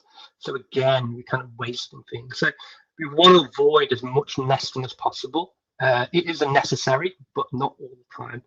There's a couple of techniques that we can use. A good one is use hidden arrays and string manipulation instead of loops, and we can use concurrent conditions. So what are they? Well, inside an array, Microsoft hides things from you. So an example here on the compose at the bottom, if I try to reference the get items or select, it won't show it in the drop-down list. It will say I can't select it. But if I type it in, it's there and it returns value. But what it actually does is it returns an array. So it returns all of those instances in that loop. So if it was just a compose, it would have an array of those compose outputs. And in this case, the example, because I'm referencing the select, it's actually an array of an arrays. So this demo is basically grabbing a list of those items depending on the item as a condition. And then what I want to do is stack them all up into one array. But the output I get is, as you can see on the top left, an array of arrays. And I don't want that. I want the bottom. I want a flat, just one list. Now, the only way you could really do that is by looping over the loop. So you loop over each item, then you loop over each item and append it to array. And loops within loops is just dangerous for burning through API calls. If you had 1,000 items in that, you could easily get 1,000 times 1,000, you're hitting like a million API calls. So loops within loops are dangerous. But what we can use is string manipulation to take that array of arrays and turn it into a flat array. And again, I'll show you here. Looks scary, but it's relatively simple. And this is kind of extreme bound. And you can see what we're doing is we are basically taking that array and turning it into a string. And then we're doing some replacing parts of it, the body to replace, and we're doing the substring. So we want to chop off the beginning and chop off the end. Then we do a bit more length measurement. And at the end of it, we turn it back into JSON. So that takes that process, cuts off these and cuts off the body and turns it into that. And again, that's one action using an expression rather than using an action, which could be thousands of API calls. And then the last one to look at is concurrent conditions. And this is the one where you look at it, it makes so much sense to do it the way you're doing it, but then when you look at another way, it makes so much more sense. And in this example, I've got 1,000 items and I want to check it. And if it's a pass, I do one thing, and if it fails, I do another. And in this example, there's only one item in that, just to keep it simple. So 500 pass, 500 fail. I'm in the loop, I handle each of them, that's 1,000 things. But because I've got the condition into the loop, that condition gets run 1,000 times. So this flow now runs 2,000 API calls and one at the beginning. So 2,001 API calls, because for each item, it does the check and it does the action. So that's 2,000. But if we approach it differently, and we went with concurrent conditions, where we get all the items that pass and loop over them, and we get all the items that fail and loop over them, even though this looks like more actions and more complicated, we've actually halved the amount of API calls. Because now the loop is 500 plus the get items, that's 501. The next one is 500 plus the get items one, so that's 1,002 API calls. Now again, it's a simple solution, and if you've got 10 items in there, the difference is smaller, but it still shows that by reorganizing it, you can limit what actions are in your loop. And more importantly, this is so much easier to read. If I was looking for the 10th pass or the 15th fail, I would have to go through all 100, trying to count, trying to figure that out. But now I can just go to the pass and find it. If I want to know how many passed, I know how many passed. If I want to do anything with those data, it's so much simpler. And if we did this in the real world, if I was going to sort them out, I would sort all the pass into one pile and all the fail into another pile, and then I would go through and do it because it's more efficient and more logical. So again, yeah, you look at this, it's so much more logical and makes sense, but we don't build in that way. So we need to look at kind of, can we do what we call concurrent conditions? Looking at the time, it's a good time, I'm just coming to the end. So a quick overview, we really need to look at, we design and build, make sure you take the design step. Going a little bit slower and a bit of preparation can make all the difference. And then we build to scale. We build in the way that we think ahead, and we think beyond just our personal solutions. Because if we don't, we can end up with some quite creative solutions that look like they do the point, but without planning, it's easy to end up with something that clearly looks wrong, but at the time, it didn't look wrong. Thank you very much. So, thank you, David. So, I have a question. If I see this rules and guidelines, what about secure inputs and outputs? Because we're working every day a little bit more with logic as with Power Automate, but I think this topic is something what you need to go on with, for example, with key vault, with an app registration. So if you to handle something with AppReg, is it something what you need to add on the enterprise stack, or is it a different part? Oh, absolutely. And that goes into, that will be one of your non-functional requirements. So during that stage when you looked at your NFRs, one of that would be, listen, we want to make sure that we have secure inputs today. That's a really good example of something that you might not put that in a requirement, but it's a non-functional requirement that's needed. And likewise, during that build process, you might not necessarily want to do secure inputs during the scaffolding build because you need to see what's coming in and why it's working. But during that complete phase is when you go in and add those secure inputs to make sure it's valid. But it's a really good call, and it's something that more and more you should be looking at because this data flows throughout the platform.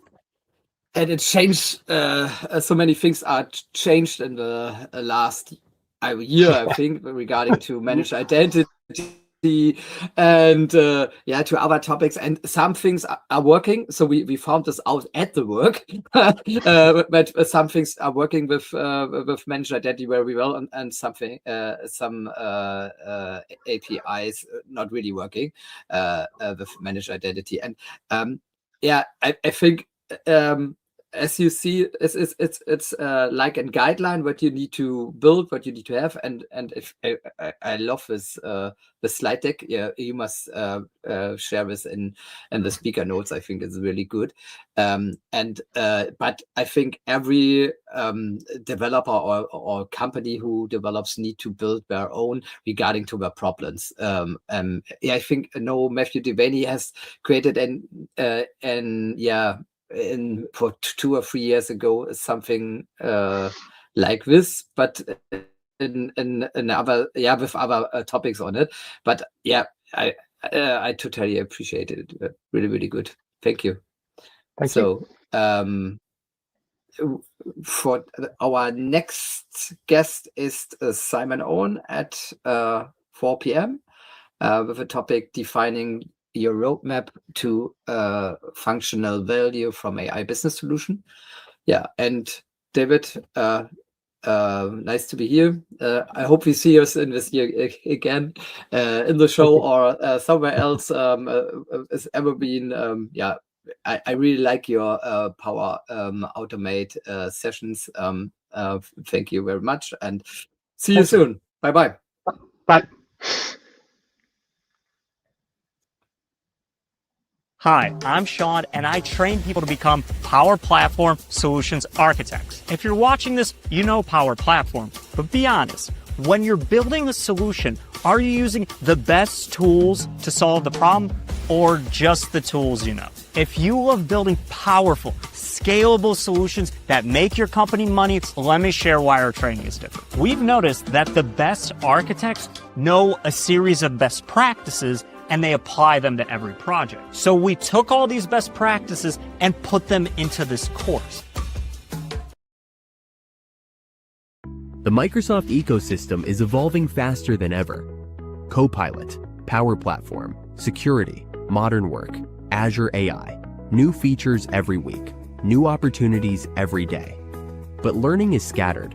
Events are expensive, limited, and difficult to access. That changes now. Welcome to M365 Con, the world's largest online Microsoft 365 convention. 2 powerful weeks, 1 week of workshops, 1 week of free global talks and keynotes. Build your own learning path with expert-led workshops. From Power Platform to security, from Copilot to Azure AI, you choose what matters to you. Then join over 60 free sessions with most valuable professionals, Microsoft trainers, architects, and innovators from around the world. Meet the community, explore the virtual expo, connect with experts, and be part of a global Microsoft experience. Accessible, global, interactive, and designed for every Microsoft 365 professional. M365 Con, your community, your learning path, your Microsoft 365 future.